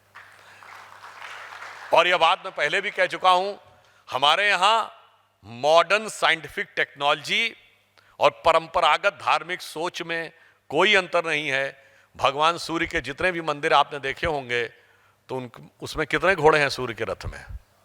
7 हैं। अब ये बताते हैं हमको कि 7 रंग सूर्य में होते हैं, अभी पता चला है 100-150 साल पहले, और ये ज्ञान उन्होंने हमको दिया है। तो इसीलिए मैंने कहा मोढेरा का सूर्य मंदिर और सौर ऊर्जा दोनों हमने करके दिखाया है। यह भारत का स्वरूप है, मगर एक खतरे भी हैं। जो जो ये भारत का स्वरूप उभरता जा रहा है, बहुत सी शक्तियां भी आकर हमें घेरने का और तोड़ने का प्रयास कर रही हैं। किसी किसी चीज पे बांटो, जाति पे बांटो, वर्ग पे बांटो, भाषा पे बांटो, क्षेत्र पे बांटो, मतलब उनका ये जितना बंटवारा कर सको उतना करो और कहो ये विविधता है। विविधता नहीं है, उसमें पृथकता उत्पन्न करनी है। डाइवर्सिटी नहीं, डिविजिविटी के लेवल तक ले जाना है। जब आप ये कहो कि समाज के अलग अलग वर्ग अलग हैं, उनमें शत्रुता और कटुता का भाव दिखे तो कहेंगे ये सामाजिक न्याय है, और जैसे ही एक रूपता का भाव दिखने लगे तो अब कहेंगे यह सांप्रदायिकता है। यह हमें समझने की बहुत आवश्यकता है। और इसको ऐसे भी समझिए, जानते हैं भारतीय समाज के सामने स्थिति क्या है? भारतीय समाज की स्थिति हनुमान जी की तरह है, जिनके पास अपरिमित शक्ति थी, अपरिमित बल बुद्धि और विवेक था, मगर वो अपनी शक्ति भूले हुए थे। उन्हें पता ही नहीं था कि मेरे पास इतनी ताकत है। उन्हें ताकत याद दिलानी पड़ी थी, और जैसे ही वो ताकत याद आती जा रही थी तो जो असुरों का दल था उसमें खलबली मचती जा रही थी कि अगर इनकी वास्तविक शक्ति ने याद आ गई तो बहुत बड़ी समस्या हो जाएगी। तो आप सबने शायद सुना हो कि जब संजीवनी बूटी लेने के लिए हनुमान जी जा रहे थे तो काल नेमी नाम का एक राक्षस राम भक्त बनकर उनको रोकने का प्रयास करता है, और कुछ समय के लिए हनुमान जी रुक भी जाते हैं, ठिठक भी जाते हैं। उन्हें लगता है शायद ये भगवान का कोई भक्त है। उसके बाद उन्हें तुरंत समझ में आ जाता है, और वो समझ जाते हैं कि इसके चक्कर में पड़ा तो मैं उबर नहीं पाऊंगा। और रामचरितमानस में कहा गया है, उबर ही अंत न होई निबाहु, काल नेमि जिम रावण राहु। ये तो रावण का राहु है, और वो तुरंत उसको फेंक कर आगे बढ़ जाते हैं। वैसे ही कुछ लोगों को ये गलतफहमी हो रही है कि हनुमान जी को थोड़ा सा उन्होंने उतारने में सफलता हासिल कर ली है। चिंता मत करिए, प्रभु की लीला में अभी आगे बहुत से अध्याय बाकी हैं। अब आप समझिए, अब यहां पे मैं आता हूं कि वीर सावरकर के ऊपर सारा आक्रमण 1990 के बाद ही क्यों शुरू हुआ। 1990 के पहले का कोई उदाहरण बताइए कांग्रेस का कोई नेता वीर सावरकर के खिलाफ बोलता हो। क्यों? क्योंकि 1990 में राष्ट्रवाद की लहर उठती दिखाई पड़ी। राम मंदिर के मुद्दे पे हनुमान जी की शक्ति उभरती दिखाई पड़ी, तो सब आ गए। सुबाहु, मारीच, ताड़का सब आ गए कि बस एनी हाउ इसको रोकना है, इन्हें होने नहीं देना है। क्योंकि उन्हें पता है कि अगर इनके पास जो शक्ति है वो तो किसी के भी पास नहीं है। और आप ये भी समझिए, भारत के अंदर जो वास्तविक शक्ति है जानते हैं क्या है? सिर्फ हमारे पास वो शक्ति नहीं है जिसे आप कहते हैं कि हमारे पास मिलिट्री पावर होनी चाहिए, हमारे पास इकोनॉमिक पावर होनी चाहिए, हमारे पास इंटेलेक्चुअल पावर होनी चाहिए। ये पावर बहुत से देशों के पास है। हमारे पास एक अलग प्रकार की सूक्ष्म पावर है, और वो पावर क्या है कि वो विश्व को इंस्पायर करने की पावर, पॉजिटिवली इंस्पायर करने की पावर। और वो कहा, जो वीर सावरकर जी ने कहा था कि हिंदुत्व वह विषय है जो सभी को एक साथ लेकर विश्व को भी एक नई दिशा दे सकता है। अब आप बताइए, जब प्रधानमंत्री जी ने योग दिवस को लाकर स्थापित किया 2014 में, 170 से अधिक देशों ने संयुक्त राष्ट्र संघ में उसका समर्थन नहीं किया, दूसरे प्रस्तावक बन गए। सेकेंड प्रपोजर, यूएन की हिस्ट्री में ये एकमात्र प्रपोजल है जिसका 170 कंट्रीज ने मिलकर ज्वाइंट प्रपोजल किया। और आप सोचिए, जब जून के महीने में योग दिवस होता है और उसमें 42 मुस्लिम देश हैं, उसमें 42 मुस्लिम देश भी हैं, तो आप समझिए जब 170 से अधिक देशों में वो सारे के सारे लोग योग करते हैं, तो क्या ये नहीं लगता कि भारतीय संस्कृति और भारतीय राष्ट्र की प्रेरणा सिर्फ देशों को नहीं, समाज और सरकारों को नहीं, एक एक व्यक्ति के जीवन में उसकी स्वास्थ्य और मानसिक स्वास्थ्य, ऊर्जा और चेतना को भी पॉजिटिवली प्रभावित करने की क्षमता रखती है। ये है नए भारत का वह स्वरूप जो उभर कर सामने आने से ये लोग डरते हैं। और ऐसे भी आप समझ लीजिए, और एक और कारण से भी डरते हैं। अब नई नई चीजें जो उभर के आने लगी हैं, तो एक बड़ी भारी समस्या हो गई। जैसे इलेक्ट्रिसिटी, ये वायरलेस सिग्नल, कहते हैं ना मार्कोनी ने खोजा था। फैक्ट ऑफ द मैटर है कि जेसी बोस ने पहले खोज लिया था, हम पेटेंट नहीं करा पाए थे। अब आप जाके देखिए, 10 साल पहले international association of electrical and electronic engineers, IEEE, आप जाके चेक कर सकते हैं, उसने अब यह रिकग्निशन दिया है कि वायरलेस की खोज का श्रेय जेसी बोस को जाता है, भले ही उस जमाने में टेक्निकली पेटेंट मार्कोनी ने कराया हो। क्यों? हम गुलाम थे, हम पेटेंट नहीं कर पाए थे। अब वह चीज उभर कर सामने आ रही है, और ऐसे नहीं सब सामने आ रही है। अगर 21वीं सदी की सबसे बड़ी खोज है तो वो जिसे गॉड पार्टिकल कहते हैं, सन लेबोरेटरी में खोजी गई है, जिसका असली नाम है, वास्तविक नाम है हिग्स बोसॉन, जो 2 साइंटिस्टों के नाम पे है, इंग्लैंड के पीटर हिग्स, और बोसॉन शब्द भारत के सत्येंद्र नाथ बोस। ये फंडामेंटल पार्टिकल जिससे माना जाता पूरा यूनिवर्स बना, वहां भी भारत आ गया है। और अगर आप में से बहुतों ने सुना हो, मेरे ख्याल से बहुत लोगों ने ध्यान नहीं दिया होगा, 2022 का फिजिक्स का नोबेल प्राइज किसको मिला है और किस बात के लिए मिला है? ये 3 साइंटिस्टों को मिला है, उसमें एक ऑस्ट्रियन है, एक फ्रेंच है, एक अमेरिकन है। किस बात के लिए मिला है? कि उन्होंने क्वांटम इंटेंगलमेंट को प्रैक्टिकली प्रूव कर दिया है। क्वांटम एंटेंगलमेंट ये था जो आइंस्टीन ने रिलेटिविटी की थ्योरी दी थी कि अगर कोई दो पार्टिकल एक ही पार्टिकल से बने हैं तो वो इंटेंगल्ड पार्टिकल मान लिए जाते थे। अगर इंटेंगल्ड पार्टिकल्स को आप अलग कर दें तो एक में आप एक्शन करेंगे तो इमीडिएट रिएक्शन दूसरे में हो जाएगा, irrespective of the distance. And when you से इररिस्पेक्टिव ऑफ द डिस्टेंस, इसका मतलब 100-200 किलोमीटर नहीं, millions of light year away, वो दूसरी गैलेक्सी में भी होगा वो पार्टिकल, तो उस पर रिएक्शन हो जाएगा। आइंस्टीन ने कहा था कि मैं भगवान से मनाता हूं कि ये प्रैक्टिकली कभी साबित ना हो। उन्होंने कहा थ्योरेटिकली तो दिख रहा है, इक्वेशन में तो साबित होता दिख रहा है, पर प्रैक्टिकली नहीं होना चाहिए, क्योंकि अगर ये प्रैक्टिकली हुआ तो ये यूनिवर्स भुतहा नजर आने लगेगा कि आप एक जगह रिएक्शन करेंगे और मिलियंस ऑफ लाइट ईयर दूर रिएक्शन हो जाएगा, ऐसा कैसे हो सकता है। पर अभी उन्होंने ये बात टेक्निकली प्रूफ कर दी कि एक पार्टिकल लैब में था और उसका इंटेंगल्ड पार्टिकल ऊपर ऑर्बिट में ले जाया गया और इधर रिएक्शन एक्शन किया गया, उधर रिएक्शन हो गया। अब मैं आपसे पूछूं कि हमारे भारतीय संस्कृति का जो मजाक उड़ाया जाता था, एक ऐसी चीज जिसके लिए खूब मजाक उड़ाया जाता था, देखिए क्या पितरों को तर्पण देते हैं पितृपक्ष में, कह रहे हैं यहां से हम जल पहुंचाएंगे, पिंडदान करेंगे, उन तक पहुंच जाएगा। कैसे पहुंच जाएगा? अब हम आपसे कहते हैं, आप और आपके पूर्वज एक ही पिंड से निकले थे ना, एक ही पार्टिकल से निकले हैं, तो आप और वो इंटेंगल्ड पार्टिकल है। और जब इंटेंगल्ड पार्टिकल में एक पार्टिकल पे एक्शन होगा तो एनीवेयर इन द यूनिवर्स वो होंगे तो रिएक्शन हो जाएगा। यानी किसी प्लैनेट पे, किसी गैलेक्सी में, किसी मिल्की वे में, किसी पैरेलल यूनिवर्स में होंगे तो जाके रिएक्शन हो जाएगा।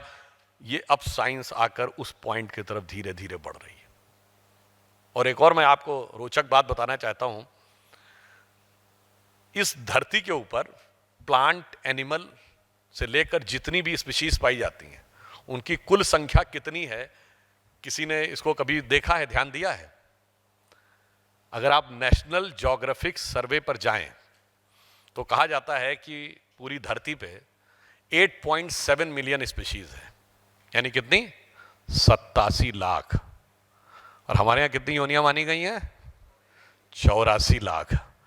कुछ है ना मिलती जुलती फिगर? अब ये तो वो कह रहे हैं ना 87 लाख है, और ये 87 लाख जो है ये भी कोई काउंटेड डाटा नहीं है, ये एक इंपेरिकल डाटा है। मतलब 1 to 87 लाख काउंट नहीं किया गया, माना गया है कि ऐसे ऐसे होंगे, यानी ये अप्रॉक्सीमेट डाटा है। तो कई बार आप देखिए बहुत सी चीजों के बारे में जिसको लेकर भारतीय संस्कृति पर मजाक उड़ाने का प्रयास किया जाता था, वह चीज आगे जाकर उत्तरोत्तर सही होती नजर आती है। अब यही आप समझिए, यदि हमारे प्राचीन ग्रंथों में जितने भी बड़े बड़े वैज्ञानिक हुए, हाइजेनबर्ग हो, श्रोडिंगर हो, श्रोडिंगर की एक किताब है लाइफ के ऊपर, पढ़िएगा, उन्होंने तो क्लियर कट उसमें उपनिषदों का सीधे उल्लेख ही किया है। आइंस्टीन हो, एटम बम बनाने वाले रॉबर्ट ओपेनहाइमर हो, या रॉकेट बनाने वाले वॉन ब्रॉन हो, वो कहते हैं कि उनको वेदों के ज्ञान से प्रेरणा मिलती है।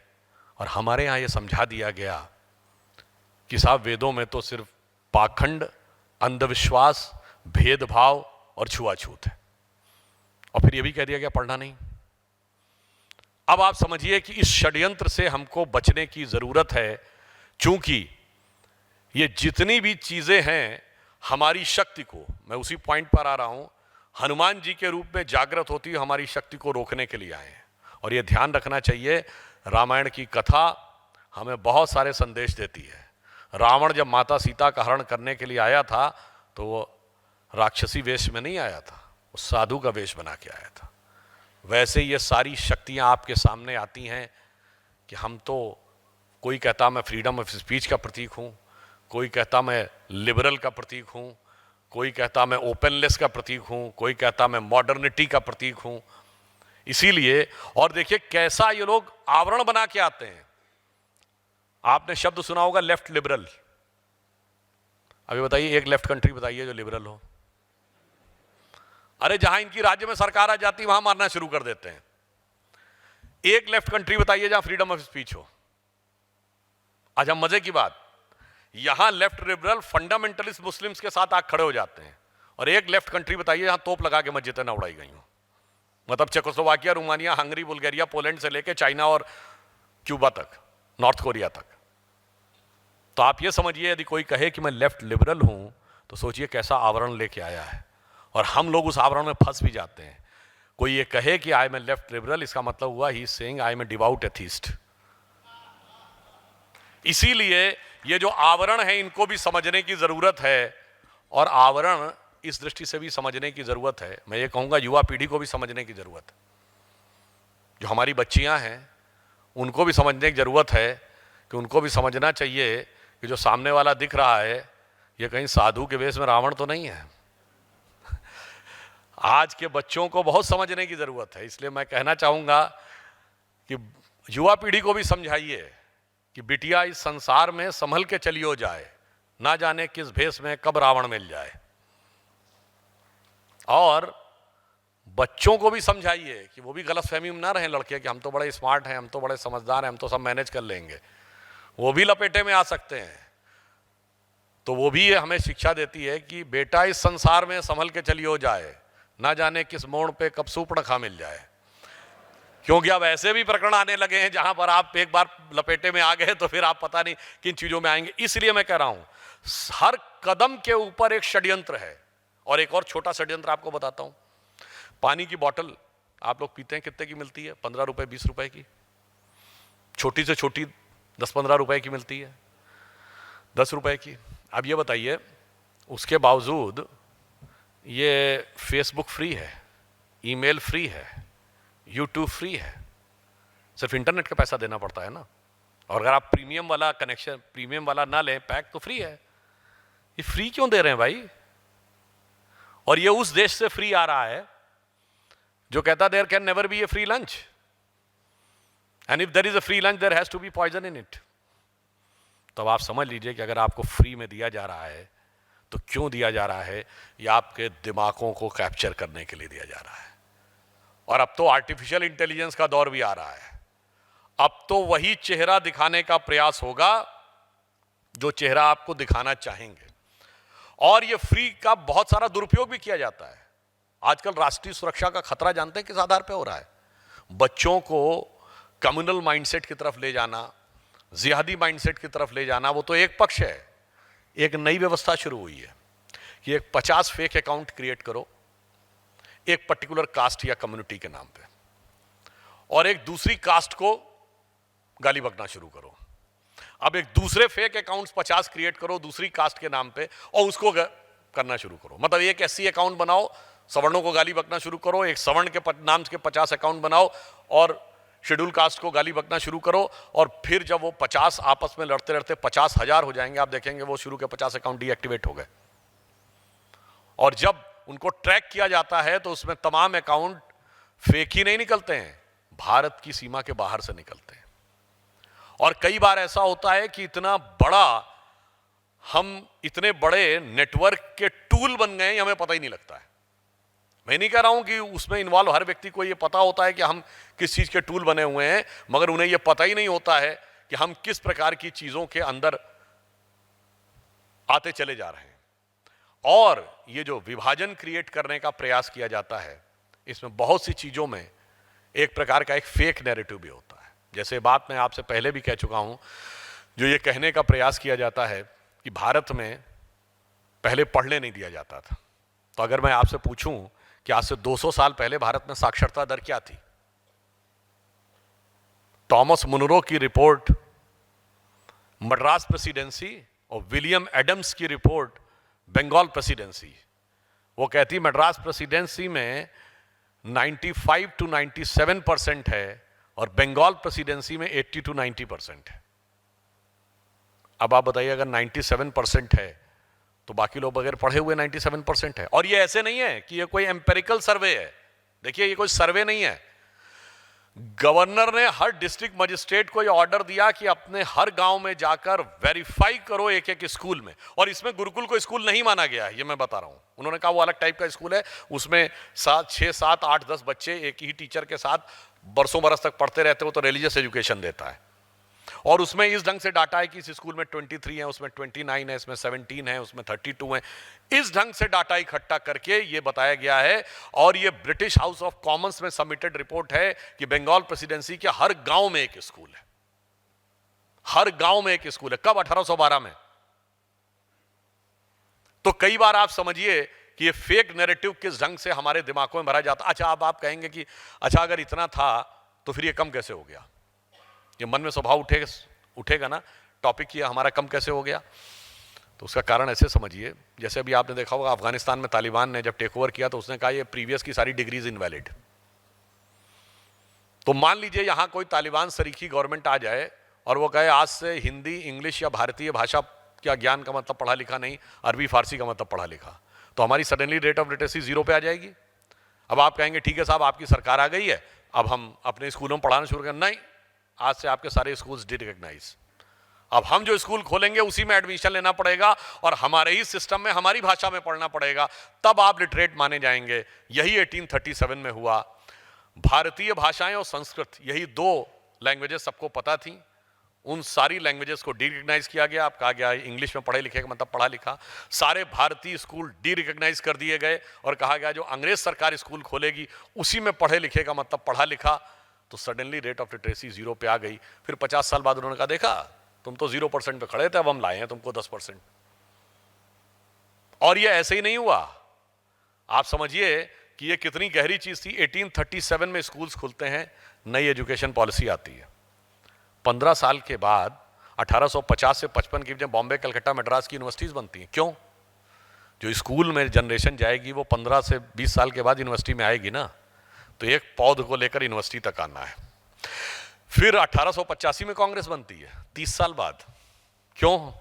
यूनिवर्सिटी से कोई पास आउट होकर निकलता है 20, 21, 22 साल की उम्र में, तो 30 साल के बाद लगभग वो जो 50s में आता है तब वो कुछ सीनियर पोजीशन में आके बैठता है जहां समाज में वो कुछ चीजों को निर्णय लेने की क्षमता में होता है। तो आप सोचिए कितना लंबा एजेंडा लेकर सारी चीजें चली गई उस टाइम में। दुर्भाग्य की बात रही कि आजादी के बाद भी हम उसी प्रकार के एजेंडा में फंसे रहे। और आज स्वतंत्रता के इस अमृत काल में मैं कहना चाहूंगा उन सारी शक्तियों को पहचानिए जो आपकी उस शक्ति को समाप्त करना चाहती हैं। और मैं ये भी विनम्रता से कहना चाहता हूं, भाई ये बताइए, अगर आप कहते हैं कि समाज में अलग अलग जातियां थीं, उनके साथ मैं मानता हूं भेदभाव सब कुछ हुआ है, वो गुलामी के कालखंड की शताब्दियों के बीच में हुआ है। और यदि आप कहते हैं कि सब कुछ था तो पूरे भारत में था ना, तो आज के पाकिस्तान, बांग्लादेश में भी तो था। वहां कहां चले गए सब? वो लोग कहां चले गए? जिस एक जगह पे मामला खत्म हो गया कश्मीर में, वहां कहां चले गए? अच्छा ये बताइए, कश्मीर में सिर्फ कश्मीरी पंडित पाए जाते हैं। आपको क्या ये बात तर्कसंगत लगती है? कोई ऐसा राज्य जहां एक ही जाति पाई जाती हो? आप एक ऐसा जिला नहीं बता सकते देश में। जिला छोड़िए, गांव मुश्किल से, एक गांव ऐसा तो मिलेगा जिसमें 80% आबादी एक समुदाय की हो, पर 100% आबादी एक समुदाय की हो, गांव खोजना मुश्किल है। वहां पूरा राज्य था, इसका मतलब ऐसा नहीं था सभी थे। सब या तो बदल दिए गए या मार दिए गए। इसलिए अगर हमें इतिहास में बताया गया है कि हम जाति, वर्ग और क्षेत्र में बटे रहे इसलिए गुलाम हो गए, तो यह तय मान लीजिए जो आज हमें इन चीजों में बांटना चाहते हैं वो अंततः गुलामी की तरफ ही ले जा रहे हैं। उन्हें इससे कोई मतलब नहीं इस देश का 100 साल बाद क्या होगा, कोई मतलब नहीं इस देश का 200 साल बाद क्या होगा। 10, 20, 25 साल हमारी सत्ता रह लेगी, हम सुख भोग कर लेंगे, उसके बाद जो होगा देखा जाएगा। परंतु हम उस विचार के प्रतीक हैं जिसमें मोदी जी ने अमृतकाल की जो बात कही है, तो क्या कहा है कि 25 वर्ष के बाद इस देश का क्या होगा। तो हम वो हैं जो ये सोचते हैं कि 500 साल बाद इस देश का क्या होगा वो भी सोचते हैं, और 5000 साल पहले इस देश का क्या था वो भी विचार करके रखते हैं। इसलिए हमारी सोच और उनकी सोच में भारी अंतर है। और मैं ज्यादा वक्त न लेते हुए एक बात और कहना चाहूंगा। देखिए, आज 27 मई है, नेहरू जी की पुण्यतिथि है, और कल सावरकर जी की जयंती है। शायद नियति भी हमें यह संकेत देती है कि एक महापुरुष को श्रद्धांजलि देनी है और अगले दिन दूसरे के जन्म का उत्सव मनाना है। यानी एक विचार को श्रद्धांजलि देनी है और दूसरे के भविष्य का स्वागत करना है।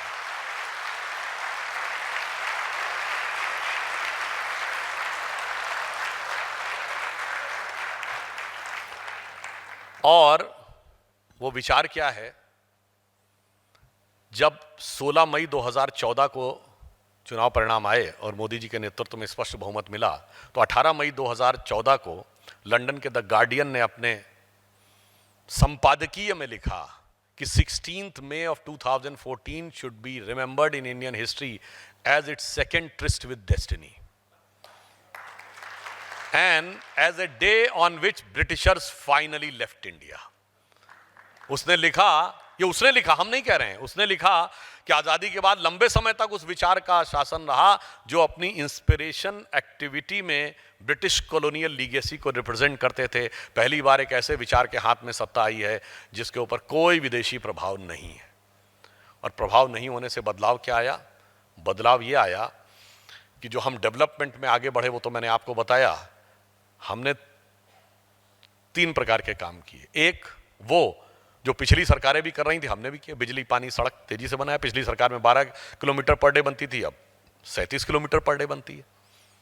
पिछली सरकार में विद्युत का उत्पादन जितना था उससे कई गुना आगे बढ़ता है। हमने रिन्यूएबल एनर्जी में 40% के प्रोडक्शन का टारगेट 2030 में रखा था, हमने 8 साल पहले पूरा कर लिया। 37 करोड़ एलईडी बल्ब डिस्ट्रीब्यूट किया, अमेरिका की आबादी से ज्यादा। तो आप ये सोचिए, ये तो हमने वो काम किए। कुछ ऐसे भी काम थे जो पिछली सरकारें सोचती रहीं, कर नहीं पाई। वो क्या था? जैसे जीएसटी। और कुछ ऐसे काम थे जो पिछली सरकारें सोच ही नहीं पाई। विकास के बारे में अगर बात आए तो इनलैंड वाटरवेज तो उन्होंने सोचा ही नहीं। इस समय 111 इनलैंड वाटरवेज काम कर रहे हैं। कुछ ऐसे काम थे जो सोचते थे कभी हो ही नहीं पाएगा, जैसे धारा 370 और राम मंदिर, वो भी होके आया। और मजे की बात यह है, यहां मैं एक और बात भी कहना चाहूंगा। जो वीर सावरकर पे आरोप लगता था और भारतीय जनता पार्टी या संघ परिवार पे आरोप लगता है, हम हिंदू मुसलमान की बात नहीं करते, हम कट्टरपंथी सोच की बात करते हैं। एक बार एक मौलाना साहब हमसे भिड़ गए, टीवी डिबेट में थे। कहते हैं ऐसा है कि इस मुल्क में हमारा भी एक हिस्सा है और वो हिस्सा हमारा है, वो ना मोदी छीन सकते हैं ना आरएसएस छीन सकता है। तो मैंने उनसे कहा कि जी वो हिस्सा है आपका। मैंने कहा आपको पता है आपका क्या हिस्सा? कहना हाँ नहीं हमें पता। हमने कहा नहीं आपको नहीं पता है। हमने कहा ये बताइए, जब ये देश आज़ाद हुआ तो भारत की सेना का पहला गैलेंट्री अवार्ड विनर कौन था? ब्रिगेडियर मोहम्मद उस्मान नौशेरा की लड़ाई में।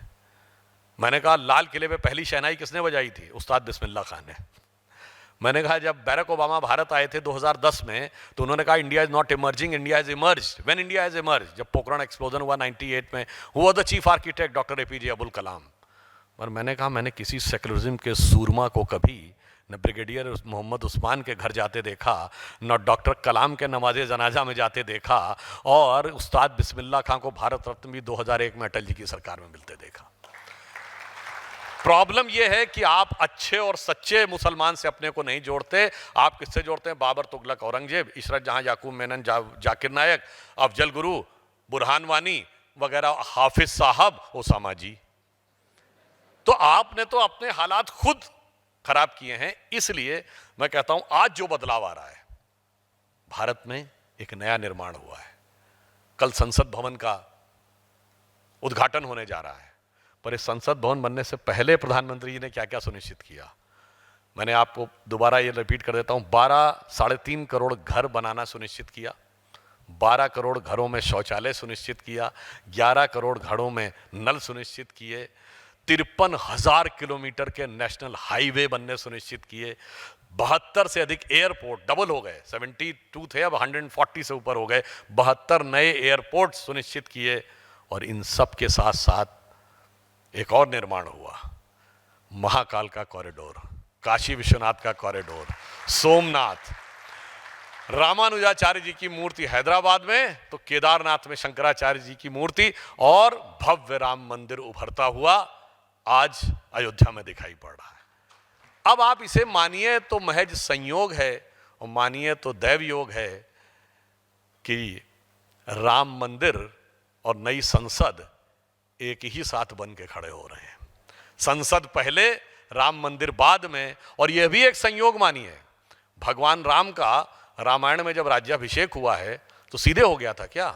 नहीं, पहले निषाद राज का सम्मान हुआ था, उनका राज्याभिषेक हुआ था, फिर माता शबरी का सम्मान हुआ था, फिर सुग्रीव का राज्याभिषेक हुआ था। यानी समाज के हर वो वर्ग जो दबा कुचला पिछड़ा वंचित रह गया, सबका सम्मान तब जाके भगवान राम, वनवासी राम, राजा राम बनकर स्थापित हुए थे। और आप संयोग देखिए कि राम मंदिर का निर्माण और संसद के निर्माण दोनों से पहले रामनाथ कोविंद जी महामहिम राष्ट्रपति रहे और इस समय द्रौपदी मुर्मू जी राष्ट्रपति हैं। यह भारत के इतिहास में एक मील का पत्थर है उनका राष्ट्रपति बनना, क्योंकि अगर हम ये टॉप के 4-5 पद कहें, राष्ट्रपति, प्रधानमंत्री, chief justice of India, speaker of Lok Sabha, ये जो बड़े पद कहे जाते हैं, या आर्मी चीफ को भी काउंट कर लें, और भारत में यदि आप 4 वर्ग कहें, अगड़ा, पिछड़ा, दलित और माइनॉरिटी, कोई भी नहीं कह सकता कि मुझे इन चारों पदों में हमारा प्रतिनिधित्व कभी ना कभी न रहा हो। सोचिए ये समरसता का यह स्वरूप जो नई संसद के साथ भी उभरा और नए भारत के साथ भी उभरा। इसलिए अब मैं कहना चाहता हूं कि जो लोग हमसे कहते थे, टीवी डिबेट में बहुत कहते थे, आ गए भाजपा वाले, कहते हैं रामलला हम आएंगे, मंदिर वहीं बनाएंगे और तारीख नहीं बताएंगे, तो मैं उनको बताता हूं कि राम मंदिर कोई इमारत नहीं थी और उसका निर्माण कोई तारीख नहीं थी, वो काल चक्र की बदलती हुई गति थी। और राम मंदिर वह निर्माण कर रहा था। संक्षेप में आपको 1 मिनट में बता के विषय को समाप्त करता हूं, कैसे वो गति थी। मैं उदाहरण देना चाहता हूं कि जो पहला मुकदमा राम मंदिर पे दर्ज हुआ है वो नवंबर 1858 में फैजाबाद के थानेदार ने रिपोर्ट दर्ज कराई कि 50 निहंग सिख तलवार लेके आ गए हैं, कब्जा कर लिया है और मस्जिद जन्म स्थान पर भी राम राम लिख दिया है। 1857 स्वतंत्र समर, आजादी मिलती है 1947, नवंबर 1949 संविधान बन के तैयार होता है। 22-23 दिसंबर की रात रामलला प्रकट होते हैं। देखिए जैसे जैसे भारत बदल रहा वैसे वैसे उसका आंदोलन भी बदल रहा है। 90 से 92 के बीच में राम मंदिर आंदोलन उभरता है और उसी समय भारत में नया अर्थव्यवस्था का आगाज होता है। विवादित ढांचा भी टूटता है और अर्थव्यवस्था का जर्जर ढांचा भी टूटता है। 2002-3 में एक बार फिर प्रतीकात्मक कार सेवा हुई थी, अगर आपको याद हो, अटल जी प्राइम मिनिस्टर थे और पीएम के ओएसडी ने जाकर शिला पूजन कराया था। और 2003 ही वो पहला ईयर है जिसमें हम करंट अकाउंट सरप्लस हुए और चाहे सिंबॉलिकली सही 3rd क्वार्टर ऑफ 2003-4 में हम चाइना से भी आगे निकल गए थे। 2010 30 सितंबर को Lucknow bench of Allahabad high court का जजमेंट आता है जिसमें वो कहते हैं केंद्रीय गुंबद के नीचे का हिस्सा श्री राम जन्मभूमि का है, मतलब श्री राम लला विराजमान का, मतलब उसको मान लेते हैं। और इसी अक्टूबर में बैरक ओबामा भारत की संसद में कहते हैं India is not emerging, India is emerge. और 9 नवंबर 2019 को जजमेंट आता है और उस समय तक केंद्र में दूसरी बार मोदी जी के नेतृत्व में 300 की मेजॉरिटी की सरकार आ चुकी होती है। और जब मंदिर निर्माण बन के खड़ा हो रहा होता है तो उससे पहले देश के हर वासी को घर से लेकर नया संसद तक बन गया होता है। इसका अर्थ यह हुआ कि मंदिर काल चक्र की गति थी, भारत के विकास की नियति के साथ मेल करते हुए चल रहे थे। इसीलिए रामचरितमानस में जो लिखा है वो कहते हैं तात राम नहीं नर भूपाला, भुवनेश्वर कालहु कर काला। यानी ये नर नहीं है, ये भूपाल हैं, संपूर्ण जगत के स्वामी हैं, भुवनेश्वर हैं और काल के भी काल हैं। और उसको समझने के लिए उनको वह दृष्टि भी समझनी आवश्यक थी। और एक और रोचक तथ्य आपको बात बता दूं, 9 नवंबर 1989 जिस दिन शिलान्यास हुआ उस दिन देवोत्थानी एकादशी थी। 30 अक्टूबर 1990 जिस दिन कार सेवा हुई और गोलियां चली उस दिन देवोत्थानी एकादशी थी। अब इसे संयोग ही मान लीजिए कि 9 नवंबर 2019 जिस दिन जजमेंट आया तो 8 और 9 नवंबर दोनों दिन देवोत्थानी एकादशी थी। हम मानिए तो संयोग है, अन्यथा यह काल चक्र की गति थी। इसलिए अंत में मैं सिर्फ ये कहता हूं कि आज बदलाव जो देश में आ रहा है, स्वतंत्रता के अमृत काल में जो प्रधानमंत्री जी ने 5 संकल्प दिए हैं, वीर सावरकर जी ने अपना पूरा विचार जिसको समर्पित किया था, अभी ये मत सोचिए कि वो स्वतंत्रता का सारा कार्य पूरा हो गया, वह विचार अभी बाकी है, उसको पूरा करने का संकल्प है।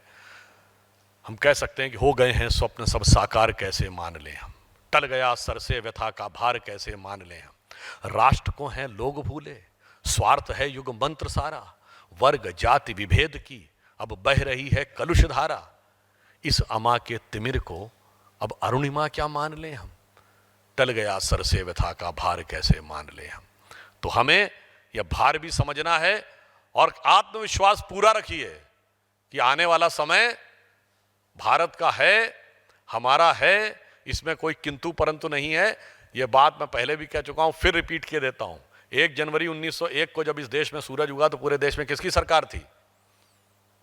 अंग्रेजों की। 1 जनवरी 1951 को इस देश में किसकी सरकार थी? पूरे देश में कांग्रेस की। और 1 जनवरी 2001 को 21वीं सदी का जब पहला सूरज इस धरती पे उगा तो इस देश में किसकी सरकार थी? अटल जी के नेतृत्व में भारतीय जनता पार्टी की। और 2001 में ही मोदी जी का राजनीति में पदार्पण हुआ, वो सीएम बने। अगले दशक में स्पष्ट बहुमत के साथ उनकी सरकार। मतलब इसका अर्थ हुआ कि 19वीं सदी अंग्रेज की थी, 20वीं सदी कांग्रेस की थी और 21वीं सदी भारतीय जनता पार्टी की। इसलिए आप एकदम निश्चिंत रहिए, ये तय मान लीजिए, हमें इस देश को सबसे बड़ी अर्थव्यवस्था भी बनाना है 2047 तक, यानी हमें लक्ष्मी जी की कृपा भी चाहिए और इंटेलेक्चुअल पावर हाउस भी बनाना है और सरस्वती जी की कृपा भी चाहिए। और सरस्वती जी और लक्ष्मी जी दोनों कमल पर ही विराजती हैं। तो सिर्फ हम ये कहते हैं कि हमने बहुत कुछ पाया है इन 75 वर्षों में, पर बहुत कुछ खोया है, उसका ध्यान रखें। अटल जी की जो पंक्ति थी कि स्वतंत्रता को सार्थक करने कमर कसें, अभियान करें, जो पाया उसमें खो न जाएं, जो खोया उसका ध्यान करें। धन्यवाद।